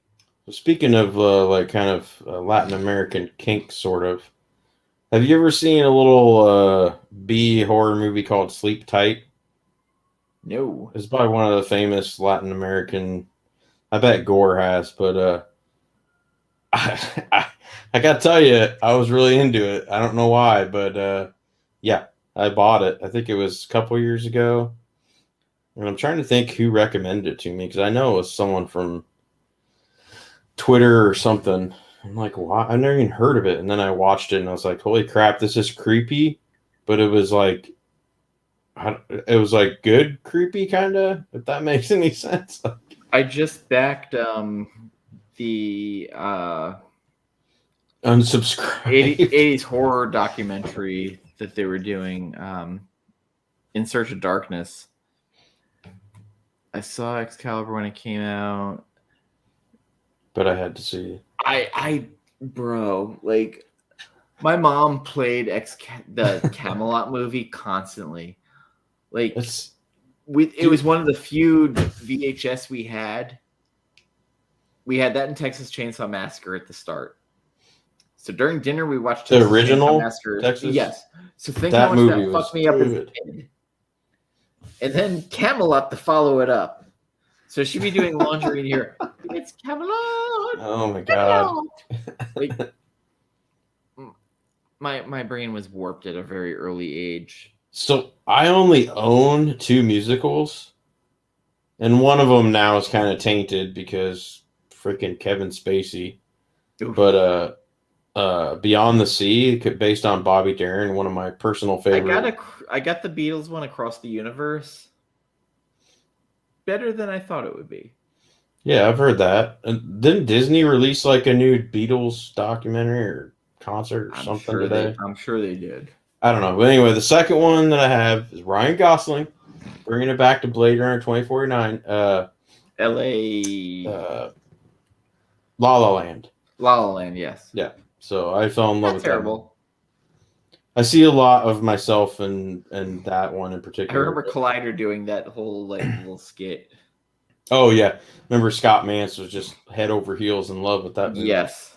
And I was like, I'm not gonna like it. I don't like musicals. And I went and saw it, and I was like, damn it. Especially the ending. How what do you call that? Not cynical. Well, yeah, I guess kind of cynical, but yeah. So Marcy, Jen, and I are gonna do Dune the musical. Oh my god.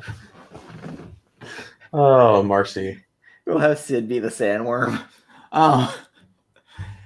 Like I knew you'd love musicals. I fucking knew it. And it's weird. I don't like Rocky Horror. I like, but it's never seen it. Thing. It's such a cool. Like I got invited to go to the theater, like the Rocky Horror Nights and stuff. Never went. Like I've just never. My stepdad used to get drunk and just blare it over the sound system he had in the living room. My room just had to be next door, so nice. I got to hear all of it. So, Marcy, Rebo the Genetic Opera is the movie for you. It has... I knew it. Yes. Giles from Buffy the Vampire Slayer is in it, and the girl from Spy Girls who grew up. Who grew up? Yeah. I just want to see a Matthew McConaughey musical, and then maybe I'll like musicals. And he's got to cry like he does in Interstellar, too, and then maybe I'll like it. Because I know that was Dan's favorite part of. So that was his Oscar moment. That was him just like, Go for it here right now, guys. All right. Oh man. I miss you. Oh! Like, oh, I get it. Murph. Oh. I have not seen Annette Gore. I don't even know what Annette is. It's probably musical, I'm guessing. Like, you got to remember, I live in Florida. We get everything late, especially if it's emotional. Like, we literally have a person trying to kill us. Beetlejuice as our governor. Oh my god. Yeah. Yeah, I feel sorry for you, by the way, on that one. Amazon original Annette, is that the one we're talking about? With Marion Cotillard? Ooh, I do love her. Simon I do love me Helberg? some Marion Cotillard. This is an interesting cast. Simon Helberg from The Big Bang Theory, isn't it?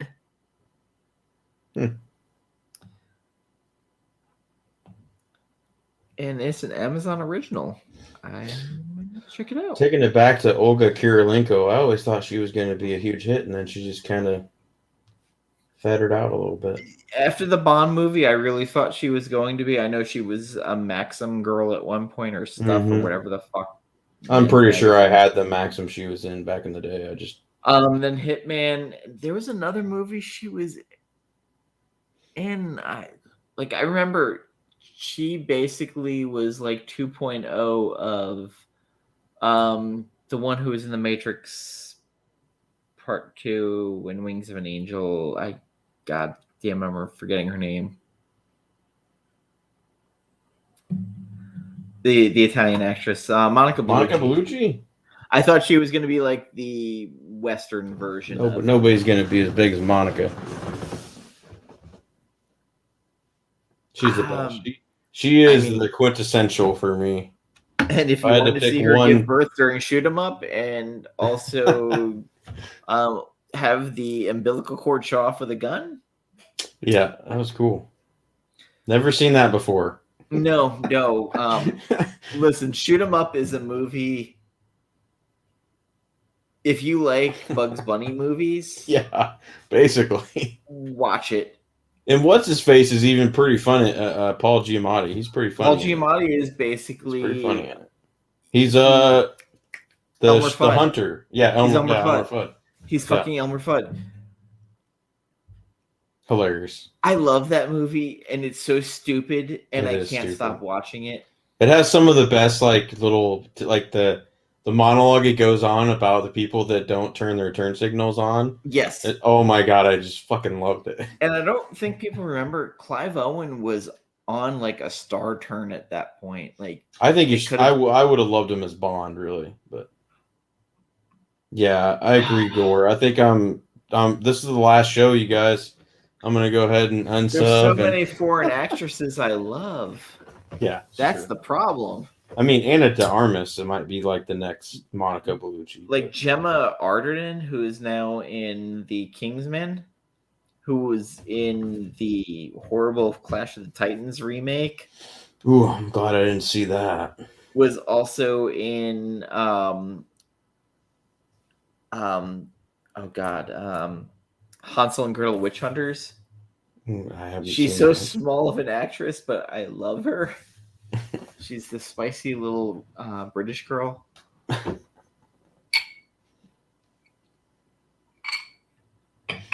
But she's one of my little crushes. She was in The Disappearance of Alice Creed 2, which was another weird movie with these dudes kidnap the girl and she seduced them to get out. Okay, so more movies like Blade Runner. Yeah, did you have a pick finally in your head for something similar or no? So my thing was go back and watch Sicario. Okay. The Arrival also, God, just to see where he came from. Just amazing. Of course, Dune. I will forever recommend Dune. It's weird. There's not a lot of movies like this movie. Oh. And it's weird to say that it's the Fifth Element. Hey, Taylor. Yeah, let's start over. I agree. Let's go back to the Element, maybe. That's Yeah, there's some, yeah. But that's Some another parallels there. director I thought had a way brighter future ahead of him, and then he just did trash after trash after trash. Who did direct that? I forget. It is Was it the music video guy? no. Shit. And Gore just mentioned him earlier, and I cannot remember the name. While you're looking at Luc Besson, okay. Luc Besson, yes. I think he did The Professional, didn't he?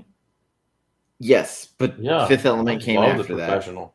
Professional was great. It is a little weird seeing that Natalie Portman was like, what, 12 or something in But that Gary movie? Oldman in that movie But, was yeah, he was phenomenal. magic. Phenomenal. Him in that movie, and then the Boondock Saints came out, and you had Willem Dafoe playing the crazy cop in that. Was that after The Professional? Yes. Okay. Yeah. And as Gore messaged me the other day, The Ankle is coming out in film. Oh, yeah, I saw. Made by the lunatic that wanted to do the 14-hour Dune movie. Yeah, that comic book girl 19 was talking about that. She's going to do the Ankle book club before the movie comes out. So I don't think Jen and I have enough time for that, and because I think we're going to get through all the Dune movies. Oh, that's a trilogy. Are they like connected? Like the Besson universe? La Femme Nikita was part of that, but shit, La Femme Nikita. I mean, even the USA series was actually not bad. Yeah, that was all right. I don't know Blue, if I've seen the movie. La Femme Nikita, I did watch. That was early 90s, wasn't it? Yes, and that was the one with I don't know if I've the Fonda, Bridget Fonda. And then the Big Blue. I have not seen. So that must have been before La Femme Nikita, which I'll have to watch both of those. I absolutely love The Professional. I need to get that on 4K. But it's creepy to watch now. Yeah, like I was saying, the last time I revisited it on Blu-ray, it was a little weird. Especially knowing how Natalie Portman, how young she was. But and then if you want to like really get creeped out, like you watch the Godzilla movie. The Matthew Broderick one? What a fucking horrible idea. Dessert is done. Ooh, driving home now. All right, let's restart. Let's just go till midnight, Dan. Let's just stretch this out. Christ. Let's just do an open invite. Let's have some people come in for Thanksgiving. So literally on the first episode of the Dune Over, I passed out during it. Oh shit! Like I turned it off. Like we ended the stream, and I literally passed out and fainted in the chair. That's okay. Sid and Sydney were trying to call Gambit to try and get him to come over to check on me. I had cut my finger open during it, and I guess I went into shock. Oh, they were. John, what did you have for dessert, good sir? I would like to know that. I bet he had pumpkin pie. Yeah. I actually had cherry pie this year, and I'm glad I did because I'm kind of a little pumpkin pie fatigued, to be honest. I'm not a pumpkin fan at all. It's all right. I just. But then again, I'm the same guy. I like lemon poppy muffins. Lemon poppy muffins. Yes. Apple pie and pumpkin pie. Wow, that's going all out. I do love me some apple pie for sure, especially on Someone's got a drug test, John. Yeah. But there was pumpkin pie there. I think there might have been apple too, but I only had cherry. For some reason, after the whole virus, my stomach shrunk, and I just can't eat as much as I used to. So I had baked ziti. Could be a good thing or a bad thing. I had baked ziti. That was what I made for. No, I mean, so I agree with Gore. I don't think overall as the film, The Professional, is creepy. There's just moments that are kind of like. So what I'm creeped out about, not Luc Besson. Yeah. Who's the actor who plays Leon? Jean Reno.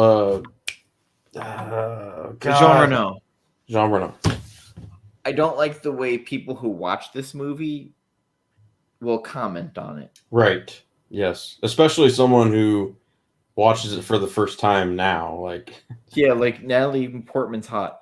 She's fucking 12 years old. Shut the fuck up and get away from me. That's yeah. I feel like you're gonna be driving an ice cream truck in a couple of months, and I'm not okay with that.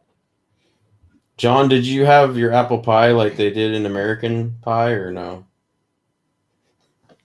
He had all the roses falling on him as he's waiting for it. Cherry pie is my preference too. If it's like homemade, I don't like the mass-produced fake cherry stuff. Not into that. I'm gonna say something really not okay. Uh-oh. I hate pie. Well, I mean, I understand that. Pie's not. I pre-ordered cannoli. It's not the end all. Oh, yeah. If I had to choose, I would definitely go with cannoli for sure. Plus the fact that I had a special order because I can't eat chocolate. I'm allergic. What? I'm allergic to chocolate. Oh, makes my throat close. I'm sorry, man. Yes, there are awkward moments in the professional. Yeah, awkward, I guess, is better than creepy. Fandom of the professional actually creeps me out more than the directing of the professional. And yeah, and I'm not very good with words, so that's why I'm glad John and you were here to kind of like piece together what I was trying to get at. I was like, it's not creepy overall or like, weird. It's just there are moments, especially with the way some people that watch it today. But I genuinely think there is a moment where you get the vibe of, oh, she's in love with him, but I don't think it's that kind of love. It's not, no. A surrogate father love. Yeah. But people these days can kind of misinterpret it, so. I did not know that. All right. Yeah, so Taylor there with the did I mention the Fifth Element has a great opera moment? So I'm gonna drop something that's gonna be unpopular. I hated Chris Tucker in that film. I hated his character. He was hot at the moment. I understand why they had him in there, but he's the reason why, as much as I love Jackie Chan, I can't watch Rush Hours. I just can't stand Chris Tucker. So yes, John, we have. Yes, we are doing a small Christmas movie called Die Hard. Yep. John. The greatest Christmas movie of all time. And then we may talk about our favorite Christmas movies that aren't Die Hard related, which there aren't many. Mine might have to do with the Hanna-Barbera Laugh Olympics. I don't know. Gosh, I love Ruby Rose. Yeah, Gore, absolutely. Yeah. Ruby Rod. Yeah. I think it is Ruby Rod. Ruby Rod? What? I thought it was Ruby Rose is the actress. Oh. How can you not do Die Hard, John? Like, it's the last movie I can remember that our Lord and Savior was not, Bruce Willis was not mailing it in. I don't know. There was a couple after that. Yeah, but I mean, for the most part, it's probably. There's a large assortment of his movies where I feel like he's just mailing it. He's like, "Yeah, I'm on set, man. Let's just film this, and I got to go play some." I've seen enough of the Bruce Willis stuff with Kevin Smith to like hear about all that shit from, oh god, whatever the fuck that movie was with him and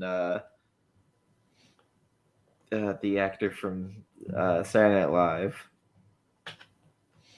See, I actually thought. I never saw it, but I actually liked The Whole Nine Yards. I thought that was good with Matthew Perry and Bruce Willis. Oh yeah. I thought he did all right in that. He was kind of phoning it in, but he was good at phoning it in at least. I feel like it's a Lethal Weapon 2-parter. Ooh. I need to get the Lethal Weapon movies back in my collection. I've been looking at the Blu-rays. I don't think it's on 4K remastered. So the Indiana Jones 4K Blu-ray 4K set went down to $68 at Target. It's $49 on Amazon, I think. For the four movies? I believe so, yeah. Okay, I might. And I thought about picking it up. It was an early deal. I don't know if it's still going on. 69, I was like, maybe. Like, I don't want to watch the fourth part. Yeah, and I'm a black sheep. I actually didn't mind the fourth one, but this is going off memory from the theater. I haven't seen it since then, so. Neither have I. I just remember the movie was ruined for me as soon as I saw the nuke in the fridge. Oh, God, I need to get Melina still, too. But yeah, Gore brings up a good point. But it's different when it's a boy with an older woman. It's okay then. And again, I think it was not a as father figure adoration. I don't think she was in love with him, but I could be wrong. Like, I always got a different vibe from it. All I know is Gary Oldman with do you like Mozart? Yeah. Fucking fantastic. I never had a problem with The Professional until recently, when someone made some comments, and then I noticed other things, and of course, like I've seen other people comment on. I was like, yeah, like you're not wrong. But when it came out, I was like, so when was that? Like 90, 94 or 95? Yeah, so I was right around 13 years old. So I was 18. I wouldn't have thought anything of it back then, but. It was weird, and then like the way Natalie Portman in general got sexualized, where some photographer caught her off the coast of Spain in a ship with her friends and like photoed her naked. Like it just there was a lot of creepiness going on. What? Yeah. Are you talking about during The Professional? It like shortly after that, like there was a British newspaper that posted pictures of her. Did not hear about that. Like, I guess she went topless swimming on a cruise ship, and like they caught her off the coast on another boat. Okay. Which her father like sued the shit out of them. Oh yeah, because she was underage. Sure. But it's a whole weird thing, and that's why she's so weird with the media now. Which I can't fucking blame her. I gotta say, John brings up a good point. We should have like a battle of which one is the ultimate Christmas movie, because I do associate Lethal Weapon and Lethal Weapon 2 for that matter as well. Maybe not as much 2, but definitely the first one is a Christmas movie. So. But I feel like the Scrooge would win. Scrooge would win every time. People love Bill Murray. Yeah. But although some people don't like that movie, but to me, once you see Hans Gruber go over the top of Nakatomi Tower, it's Christmas. It's Christmas, it could be Christmas Eve still. In my opinion, it's Christmas. Yeah, it is Christmas. And Alan Rickman, rest in peace. Fucking great in that movie. Just awesome. Even I hated the Robin Hood movie. He was pretty great as the sheriff. There's nothing wrong with that, John. That's some good choices. I was in love with my teacher. I think all the boys. Yeah, okay, so I was with you, Core. I had a teacher like that too. In middle school, I had a French teacher who used to be a cabaret singer in France, teaching me French. Her name was Miss Corrigan, and everybody wanted the boys liked her. To try and have an affair with her. Oh yeah. See, mine was a history teacher. She was adorable. Ooh, I don't think mine would be even either of those. John? I think John Williams might make mine. John Williams would be on once. Maybe and twice. I definitely have a fondness for Elfman, but I'm not sure. I mean, if we were going off like individual themes, that Batman theme, I mean, come on. What's more memorable from Batman? The Prince song between the Party Man and Bat Dance. I remember that more than I actually remember the score. That's fair. I do remember Party Man for sure. The Party Man. But you've got Jack Nicholson visuals going on, and yeah. Like, Batman's in that movie a total of 15 minutes. Yeah. Joker, An hour 25. He's so good, though, man. So good. Oof.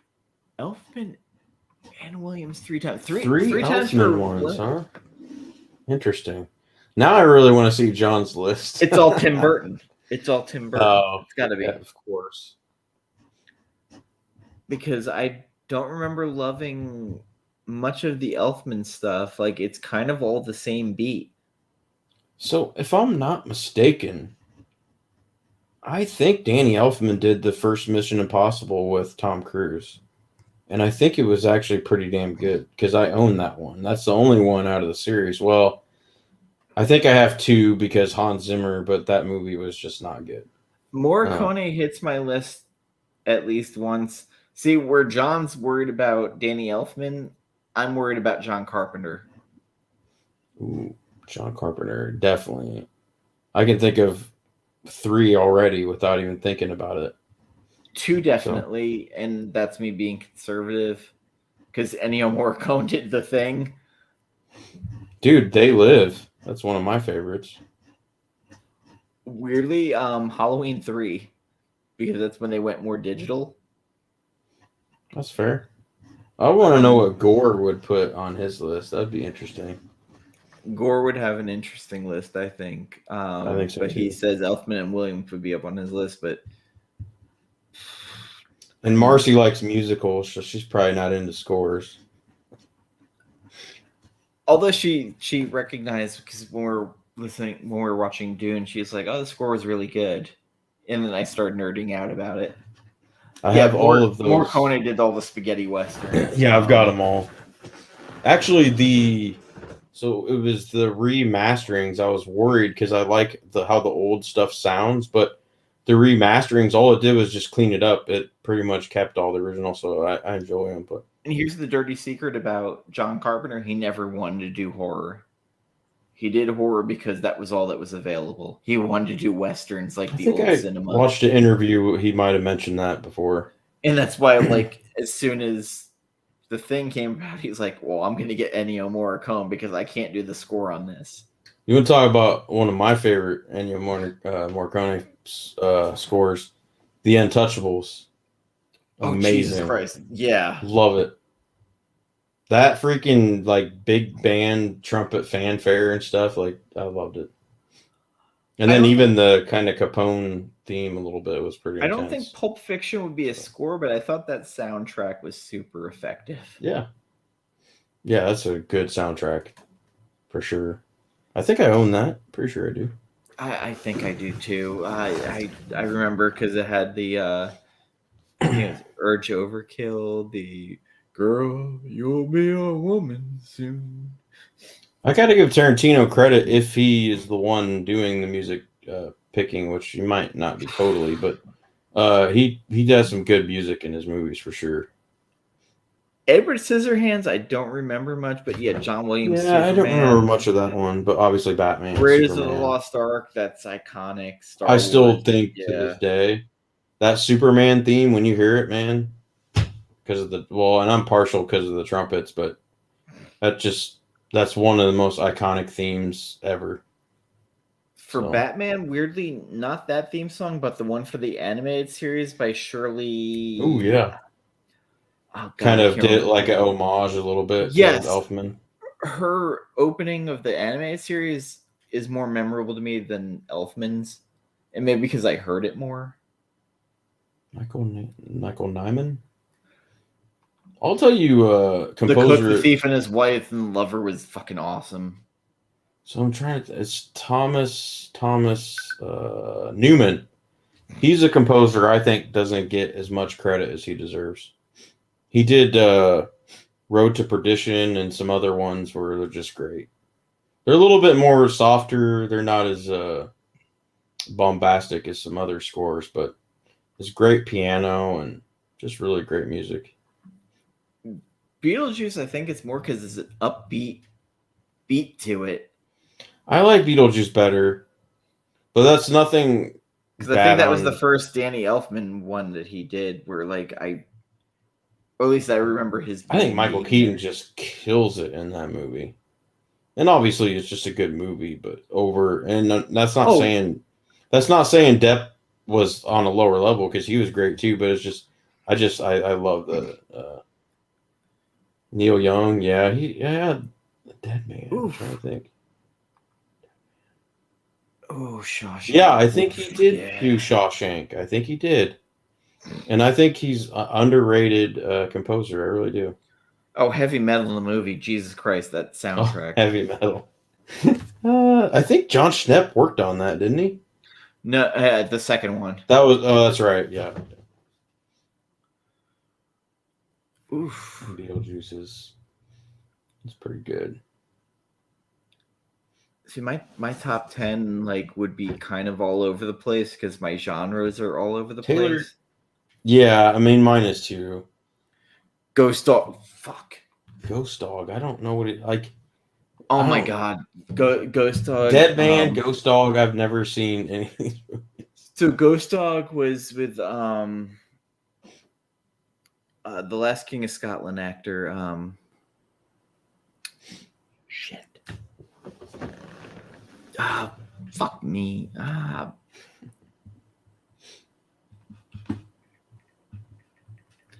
Man, I've been out of Scotch for like an hour. It's kind of my mouth's kind of. Forrest Whitaker. Okay.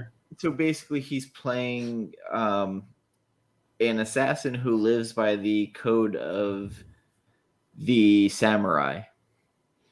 Oh, I think I remember vaguely seeing some promos for that. It had a really good soundtrack to it, and it's an interesting movie. Again, yeah, Urban Samurai. Urban Samurai. Okay, I might like that then.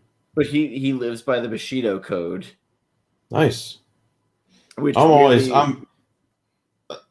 one thing a lot of people don't know about me is I'm pretty much in for any samurai thing for the most part. So, which they stole in Dune. So Samurai Batman, loved it. The big thing in Bushido, yeah, Giorgio Moroder, he's good too. If you draw your blade, you cannot sheath it till it tastes blood. Right. So in Dune, that's why they kept cutting their wrists to put their knife back. And yes, the RZA did that. Giorgio Moroder did a lot of fucking soundtracks. Holy shit. Oh god, Moroder did what was the movie with David Bowie, the vampires? Ooh, Requiem for a Dream. That's a movie I did not like, but I do remember liking the score a lot. And then also what's her face? I mean, I love her. Jennifer Connelly. Oh yeah. We talked about that before. Yes. The movie by the director of Requiem Dream before that called Pi was fucking great. It was an indie movie and it was about the guy figured out the formula of pi and it was going to break the world. I liked Life of Pi. That was a good one. Yeah. The Hunger. Yes. Yes, that had a great soundtrack to it. Wait. That was Susan Sarandon in it. Wasn't there a song or something that was like on David the billboards? Bowie did a song about it. Yeah. There was, they used Bauhaus's Bela Lugosi's Dead in it. I didn't know that was from Moroder was in it on top of a bunch of other cocaine-fueled movies that he did back then. I mean, who wasn't back then, you know? It's true. Weirdly, I revisited a hip-hop movie I had not watched in forever, and Bernie Mac is in it, and House Party 3 continues to be fucking hysterical. Really? Yes. House Party 3. Yes. Bernie Mac plays Uncle Fester in it. That's not starring by Kid and Play. That's not a what's-his-face movie, is it? This came out in like 89. Okay, yeah, never mind. Yeah. That was before his time, so. The Hunger was a fascinating movie. Favorite vampire film? Wow. Favorite films of all time? Jeez, that must be pretty good. It is an interesting movie. It is well shot. It's weird. I've been going back and forth with horror movies, and everybody keeps talking about American Werewolf in London. I don't know if it's my favorite werewolf movie. It's my favorite effects movie. Yeah, I'm with you on that. We are inching towards the 2-hour mark. Holy shit. Let's just keep it going, man. I still haven't watched Dutch yet, which is my Thanksgiving tradition, and I've only got 2 hours in the day to do so. So, and that's the thing. I know we get real random when the movie's talking film, but I think that's the thing about film, because you can always branch one movie off into another. We kind of came back, and then we branched away, and then I got to say though, I love the background that you chose. I mean, I'm just in love with her. So. Total joy, JOI. Total joy. But if you need your Dune fix, Saturday at 9 p.m. Eastern, 6 p.m. Pacific, we will be discussing Children of Dune. It's me, Jen, Scott, and possibly Sid. I don't know. So that was by the Sun, right? No, Frank this Herbert's is still son? by Frank Herbert. Oh, he did the first 5, and then he died. And yes, did Tony Scott did The Hunger, and he did. Oh, really?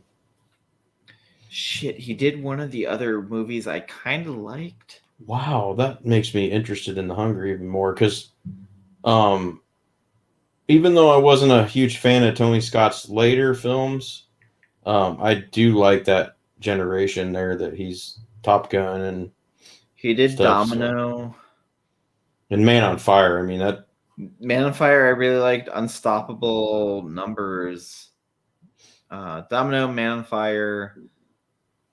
I just Spy love Games, The Hunger TV series, Enemy of the State, which I actually really liked. I wish you would do the monologue that Walken gives from Man on Fire right now. That would just be amazing. True Romance.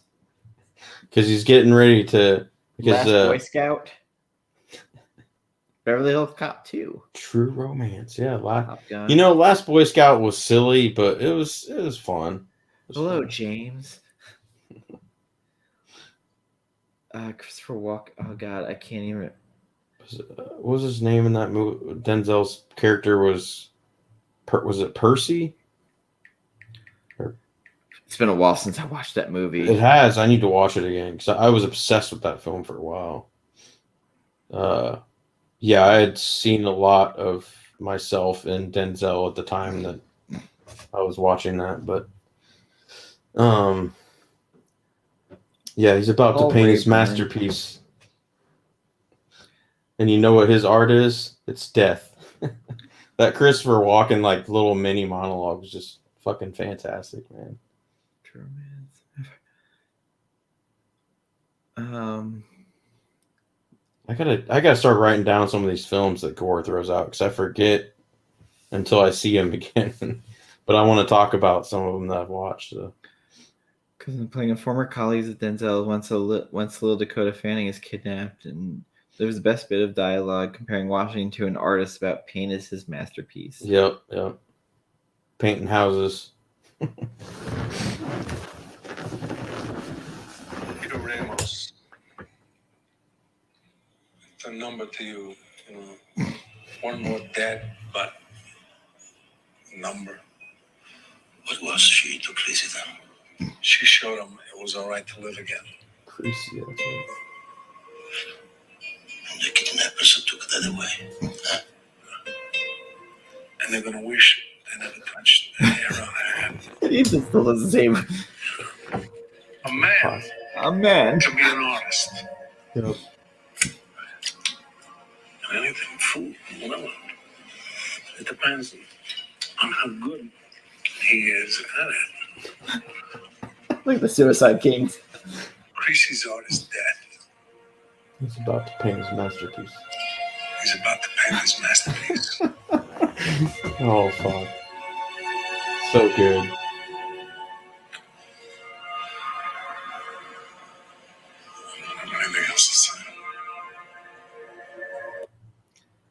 Yeah, that's just... Oh, fuck. Thanks for playing that, man. I still get chills listening to that.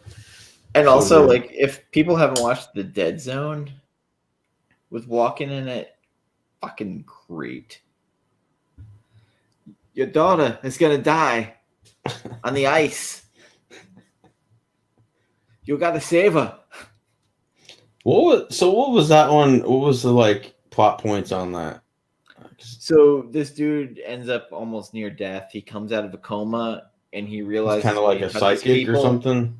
he can see how they're gonna Gonna die. die. Okay. So he sees that the president is going to get assassinated. Oh, jeez. So he tries to stop it. Because that always works in movies. But like when he gets out of the coma, he's like, "Your daughter is on the ice. She's gonna die. She's gonna fall on the ice." And only the way Walken can deliver. The Simpsons did the greatest Deer Hunter, impersonation with him doing "Good Night, Moon." Good night, Moon. How now, brown cow? Good night, Moon. Did you? Am I just imagining this? But didn't he read like a Christmas story or something on SNL one time? I'm sure he did. Oh my god, it was just hilarious. They had the fake thing of him trying out for Han Solo. Deer Hunter was, it was something else. Most intense monologue at the beginning I've ever seen.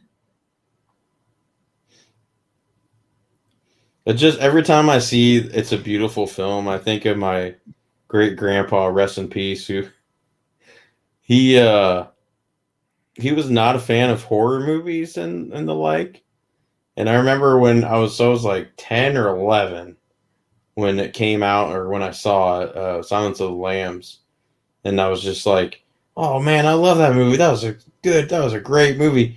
And he said sarcastically, "Yeah, it's a beautiful movie." So every time anybody says that, like I hear him in my head just being sarcastic, saying, "Yeah, it's a beautiful film." That's Christopher Walken. Comfort of Strangers. God, I gotta watch more Helen Mirren stuff. This is the voice. I'm captain of the Millennium Falcon. Chewie here tells me you're looking for passage to the Alderaan system. Yes, indeed. If it's a fast ship.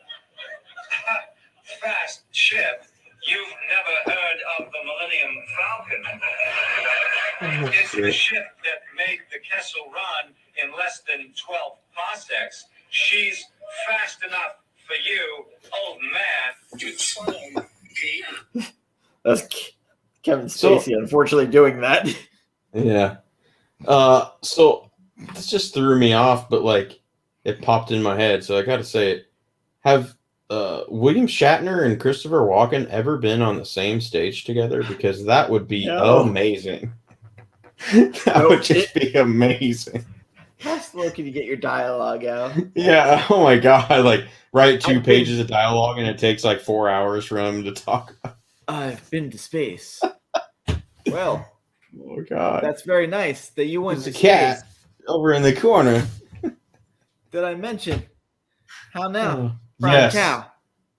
Drac hit it. That Jay Moore on Christopher Walken is just, and that's what I always go back to. I think he does a cat story too, and that it's, just, it's so amazing, man. It's uncanny. It is uncanny. I wish I hadn't stopped doing impressions, because up He's until got a Tracy Lawrence one that's pretty damn good. Kevin Pollak was not bad too, yeah. But like I used to do a mean George Bush Senior, Ronald Reagan. Like I would do the presidents. I did some Bill Clinton too. Don't crap on Kirk. Jensen. No, I'm not crapping on Patrick Kirk. Stewart. I'm just saying it would be interesting to see Shatner and Walken talking together. Just I would watch an hour of that for sure. I would watch a talk show just called Walking and Talking, where it's Walking and Talking, walking down the street talking to people. So I hear you do film. What have you been in? You've been to space. Yeah. So how was that? I've hit that proper level of drunk now. I think I took us off the rails there, but again, like we love film. We're not shitting on these people. It's just kind of amusing. Oh, Mother, Don't. Oh, I was thinking of a different mother. No, that was the one with Jennifer J. Law, Jennifer Lawrence. Yeah. Ugh. which I don't like it. I think it was Mother. I didn't think it was that bad. I thought Javier Bardem did all right, but It was slow. it was not. It was not the right time for that movie. But for not sure. as slow as the Apocalypse movie where J. Law was like, I just want out of my contract. I just want out of my contract. God. I'm just going to mail this shit in. Just awful. It made Bruce Willis seem like he was putting in a good effort in his Expendables movie. I will crap on J. Law's performance as Mystique. Absolutely. Oh, yeah. There's a certain point where she's like, this seemed like a great idea. Oh, God. Yeah. But I like how, because I'm pretty sure for her first time, they did do like half makeup, and then she bitched about it so much that they just shot the rest digitally for all the other ones. So I actually think Bryan Singer's I think she might have wore contacts.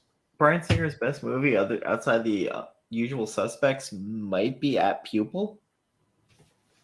I have not seen that. It is possibly one of the best performances by Ian McKellen. Oh, Sir Ian McKellen.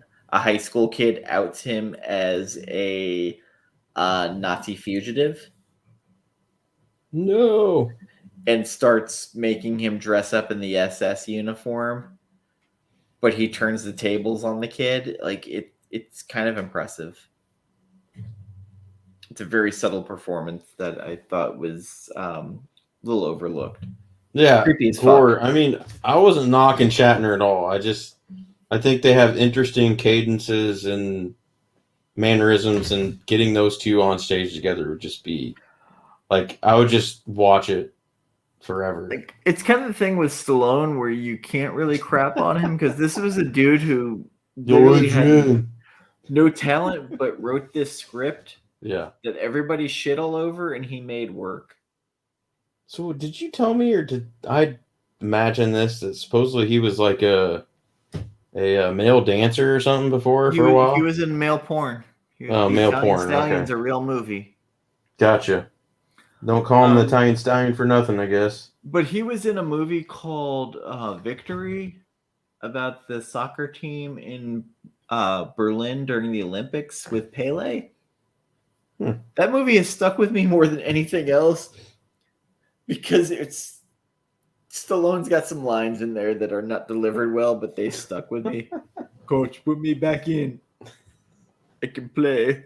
Like, it's just dumb, but I don't know. Stallone's one of those actors where he's been in a lot of bad stuff, but he's been in a lot of good stuff. Yeah. He's one of those guys who chased a paycheck, like, over the top. Basically, he turned down 5 times, and then the amount got so high that he couldn't turn it down. Yet the one movie at a panel for the Expendables, I saw that he said he regretted more than anything is Don't Tell Mom. Oh, God, the one about the mother. Not Don't Tell Mom. Oh. Stop or My Mom Will Shoot. Gotcha. He regretted that more than any other movie he's done. You know what? Man, I don't know why this past week, especially, I've been feeling a lot of mafia stuff. So I think I'm going to go on a deep dive. I got to watch Casino again and A Bronx Tale, which is one of my personal favorites. But I don't think I've ever finished Casino. Wow, I love that movie. But I will watch Goodfellas to no end because the portrayal of Ray Liotta, where he's like basically portraying that Henry Hill's been like basically helping kids out. Like, but he's horrible. Karen, you killed us, Karen. Yeah. Well, I've been talking to Fire Guy Ryan a little bit, so we're gonna have to, because he's obviously also mafia obsessed. But Michael Caine was in Victory, huh? Is that the one with Matt Damon? No. Victory. This was out in the 80s. This is. I'm thinking of. But it had Pele in it. Like it was. Well, it was someone portraying Pele. Gotcha. Coach, put me back in. I can play. I think they're both football or soccer films. Yeah, like it was an Olympic movie. Michael Caine, Stephen Sylvester King. Stallone, Bobby Moore. There's a bunch of actors. Yeah, speaking of Stephen King and horror stuff, I got to rewatch Doctor Sleep because I loved it in the theater and I have the 4K, but I haven't watched it yet. Watched actually the director's cut. It's only available on the fucking Blu-ray of all fucking things. What the It fuck? comes in the 4K. Oh, if you didn't okay. get in Okay. digital. But it's a little longer, but it fills in some blanks that needed to be filled in. I think Rebecca I'm really, Ferguson was so good. I'm just really digging Mike Flanagan, man. He's just killing it for me. Yeah, did you Rebecca ever- Ferguson. I hate her, but I love her in that movie. Did you ever watch the movie by Flanagan? I think it's Flanagan, or it might be Doherty. I think it's Flanagan though. With the deaf woman being stalked by the killer. Yes, Hush. Yes. Fucking love that one too. That's That's his wife in real life. dude. That was one of the better. And this was a few years ago, I think. Now, I remember Perry recommended that, and I was like, whatever. I guess I'll check it out. I fucking loved it, man. It was one of the more unique, and it was before Quiet Place. Yes. So, and it was one of the more unique horror / thrillers I've seen in a while. So, I have not seen Oculus. But yeah, Mike Flanagan's just killing it out of the park for me. Yeah, he's Oculus. Ooh, Oculus was a rough one. Oculus is that Mike Flanagan too? I guess so. Okay. I just remember it was the girl from Doctor Who in it. The redhead. The new girl? The one who was in Guardians of the Galaxy is Nebula.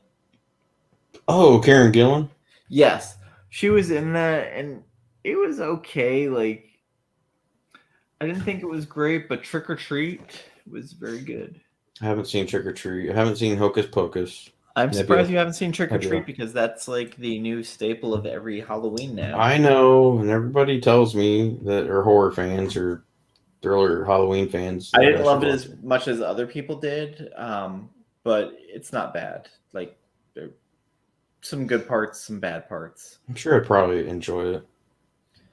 But yeah, Hush and Hush in particular, I was very impressed with. yeah, that was very well done. And I'm pretty sure Dr. like Sleep was good. the 99% of Hush is just at that cabin, I think. Right? Yes.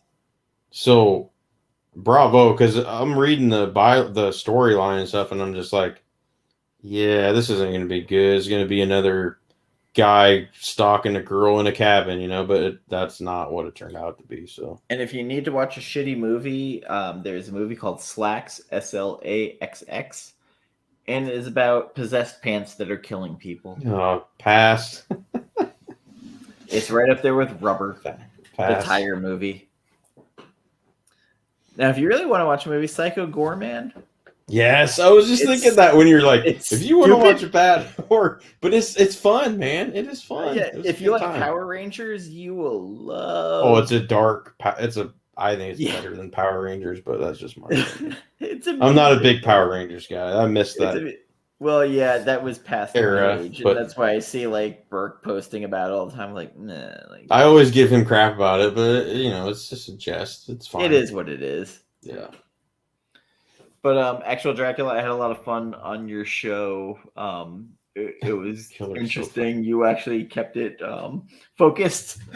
Yeah, he's pretty good at that. Yeah, I'm terrible at it. I try to, and then sometimes I'm better at it than not. But honestly, though, like on this show, I feel like sometimes the tangents are not necessarily better, but we get more passionate and talk about other stuff. Yeah, I kind of think film is one of those things where everything's kind of influenced by another thing. Yeah, Like same sure. thing with music. Yes.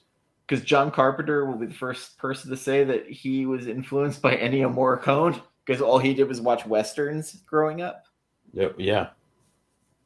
I can't help but think that. Yeah. My dad loved those movies, and I always had to watch them growing up, and Well, think about how many people you'd ask, "Are you inspired by John Williams?" There'd be a I have a few, feeling but I don't know Hans if it'd be as Zimmer, much. different style, but I think you'd hear him say, "Oh yeah, John Williams Yeah. inspired me." Yeah. Just Yep, different John Williams, style. man. The sweeping epic. And John Williams, I mean, I don't think I've seen him outside of a sweeping epic. Like Jaws might have been the smallest movie he was in. And that movie was expected to fail. Yeah. I mean, I could kind of see why they thought that because of all the problems they had. But. Yeah, there's a documentary that came with the 4K copy of Jaws, which is a beautiful fucking copy. The making of called "The Shark's Still Working." Yeah. It's worth checking out because that movie was a fucking nightmare. Like Steven Spielberg was ready to quit because of how fucked up it was during it. And sometimes the movies with the hardest making of end up being the best. Just gonna say that it's a fine line because there's some that had horrible problems and issues and it just kept the original worse Star Wars. Like George Lucas had to like come in and supervise himself and go back to California to just sit there and make sure that the models and all that shit were working because they were so far behind. Yeah, I mean, happy accidents. Yeah. Even Raiders of the Lost Ark, basically, that was a legal dispute that happened between Fox and George Lucas, where he's like, well, I'm taking this idea over to this place because you guys are being assholes. And they're like, go ahead, do it. Biggest fucking movie that summer. Yeah, man. Those. Yeah. I'll have to watch that last one again just for shits and giggles, but I don't remember it being as awful as everybody says it is, but I think a lot of I do remember being annoyed by Shia LaBeouf. I will say that. I remember the whole thing with the nuking the fridge pissing me off. Yeah, and from then on, I was like, listen, I'll put up with a lot of shit, but this is bullshit. The nuking the fridge thing did. He would have suffocated to death. Or because I remember there was PSAs about don't close your fridge. Don't play with fridges if they're out in the trash to go out. Yeah. And that's a weird fucking time in my life that I had to grow up with PSAs about don't play in fridges. It's really fucked up that had to be a PSA on TV. Like the only thing missing was a G.I. Joe commercial saying, like, learning is half the battle. Don't play in fridges. Don't play in fridges.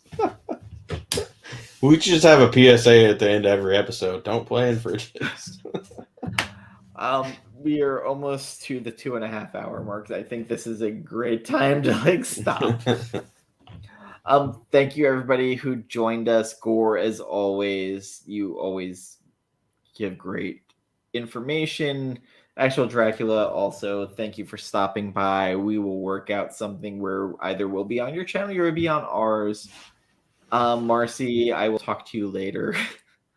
John, also, we'll try and work out our crossover. I almost feel like the modern westerns might be better if you're worried about copyright stuff, but we'll see. Join us next month. It could be Christmas Eve. Who knows? We will be doing Die Hard. There'll be a lot of Hans Gruber. There'll be a lot of Bruce Willis. There'll be some Run DMC because they did Christmas in Hollis that appeared on this soundtrack. And I don't know if the 4K version I just bought for $10 will improve the movie. But it was $10, so I bought it.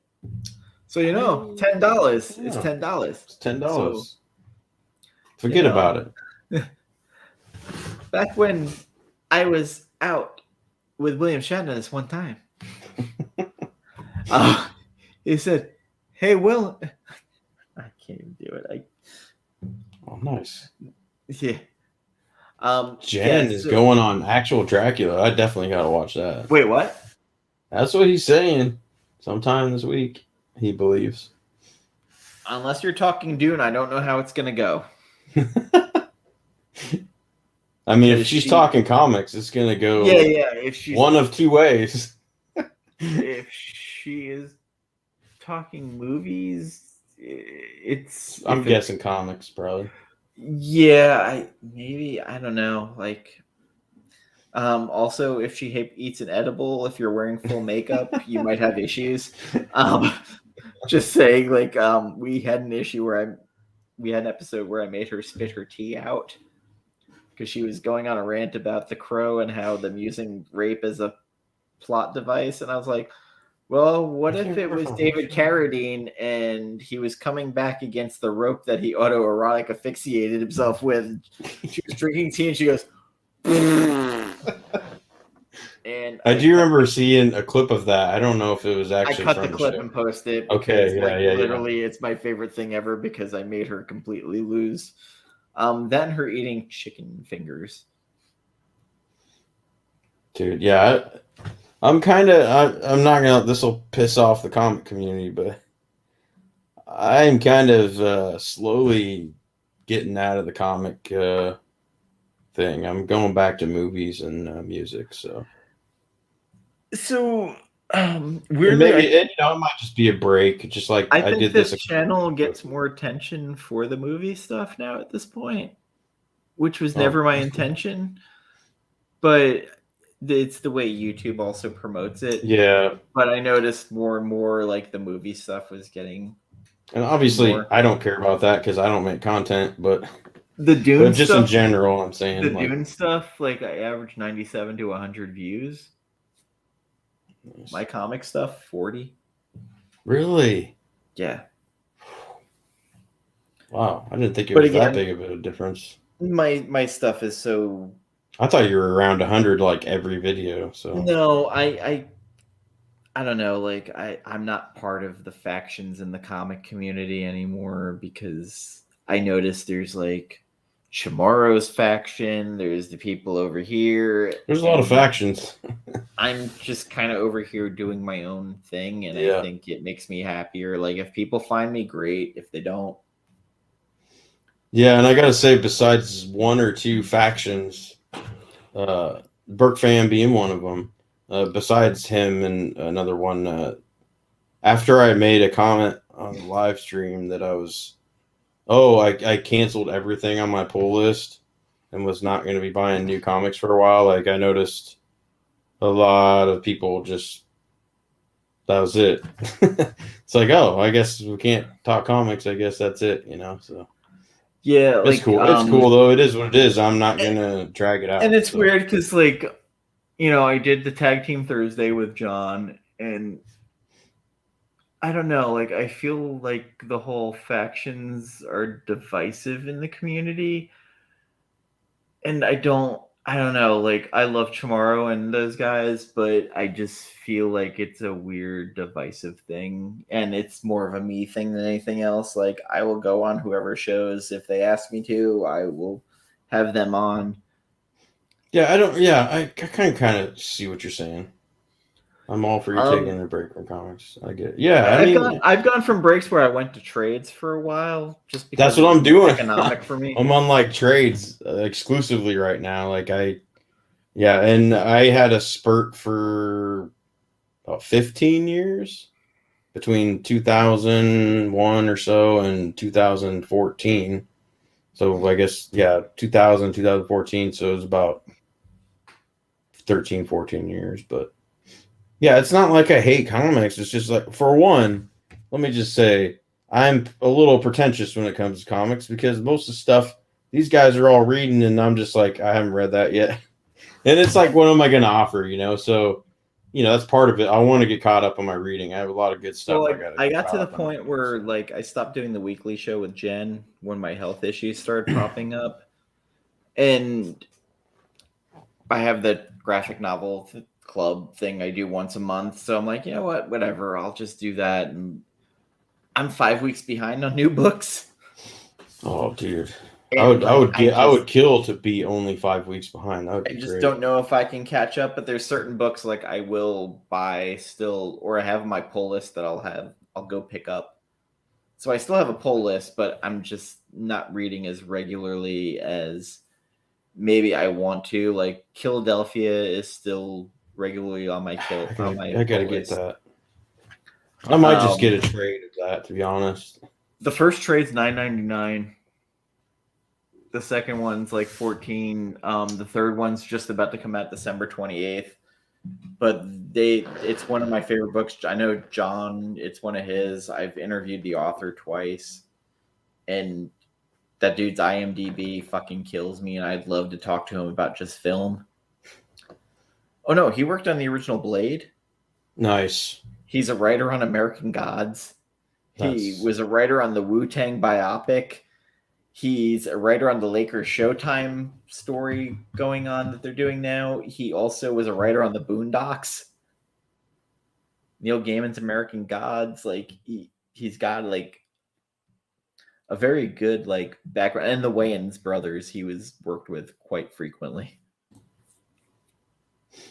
Yeah, so yeah, I mean I gotta read Die for, or is it Die? I can't remember. Die is the one that's the role playing one. Die. So I is think a whole it's other book. Die.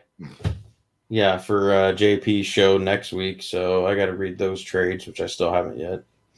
But yeah, so it's not like, I don't hate comics or I'm not getting out of the game. I might start selling some of my collection here soon. I don't know. I think everybody gets to the point where they're just like, I can't keep up. Yeah, I just feel like, I'm a little beyond overwhelmed and behind. So it's like, yep. I mean, I still have a pull list because obviously there's books that you still collect. That's the only one I'm still picking up. But that's been good. That's what I heard, and I still haven't read the first issue yet. So there you go. And I'm like one of the biggest Deathstroke fans. So I don't know.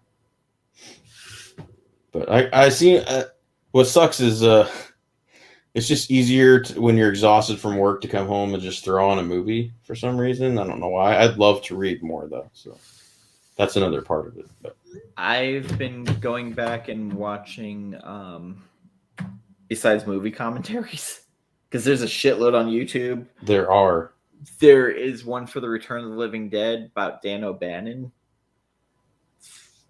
Fucking fantastic. I don't know because I know JoJo got me that movie on Blu-ray last year. Because this year it's 2.5 hours long, this documentary, and like O'Bannon apparently was a nut job. That's what I hear. I think on the Blu-ray there might be like behind the scenes. I don't know if that. Okay, if it's one of the older Blu-rays, then it's on there. But the newer one, it didn't have it. Okay.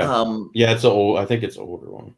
And also the old Bruce Timm Superman the Animated Series that is on HBO Max. I've been watching. How is it? What do you think of it? Oh, it still holds up. It holds up well.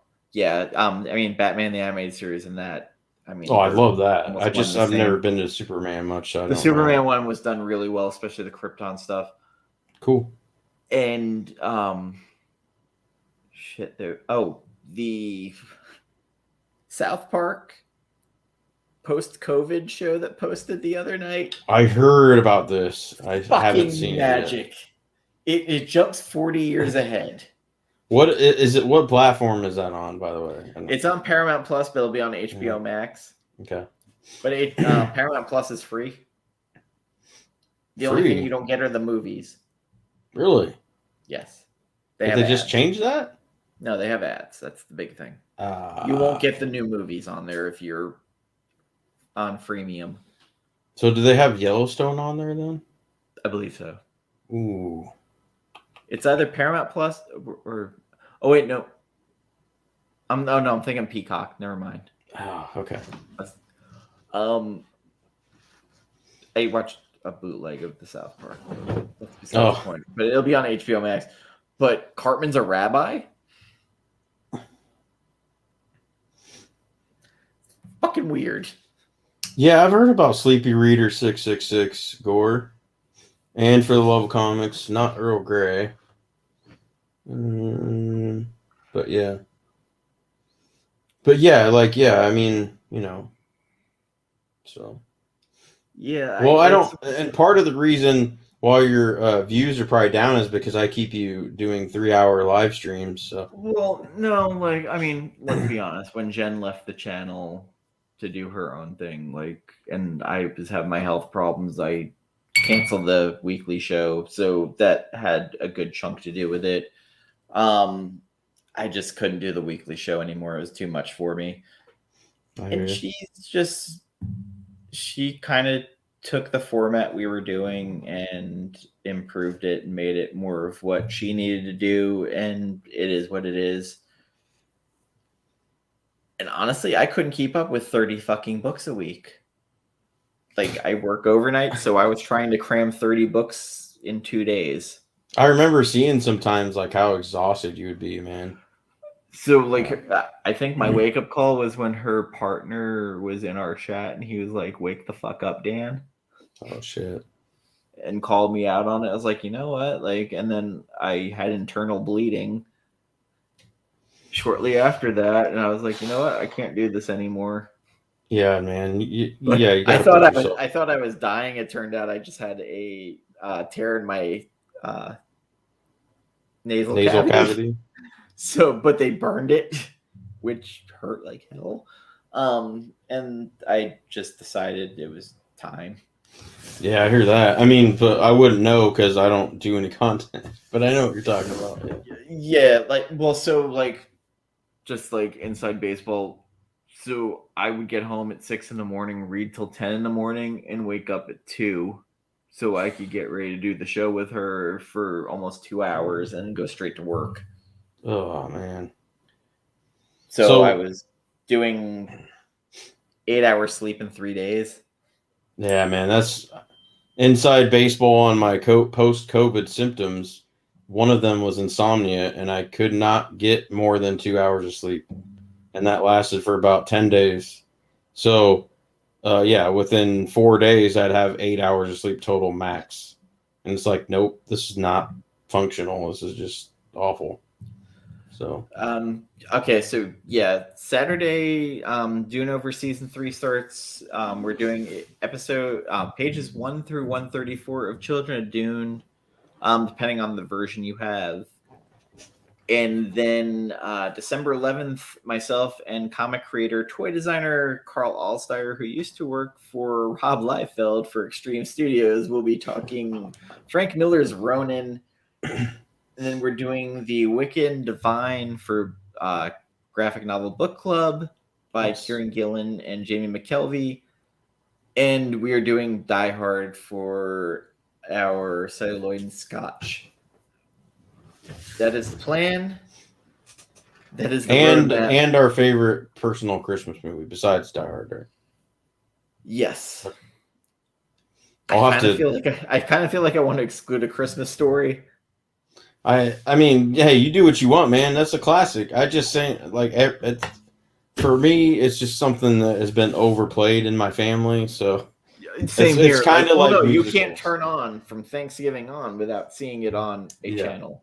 Yeah. There was literally, I remember growing up, there was, or maybe it's more recent, but there was a station that from the day after Thanksgiving until Christmas Eve or Christmas, that's all they played was.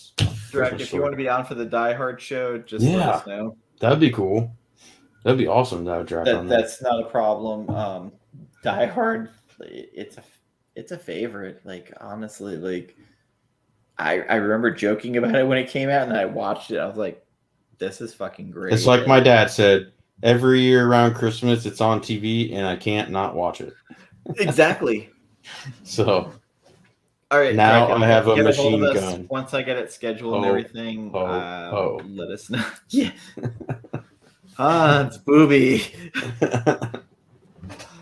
All right, everybody. Thank you for joining us, and we'll catch you next month. Bye.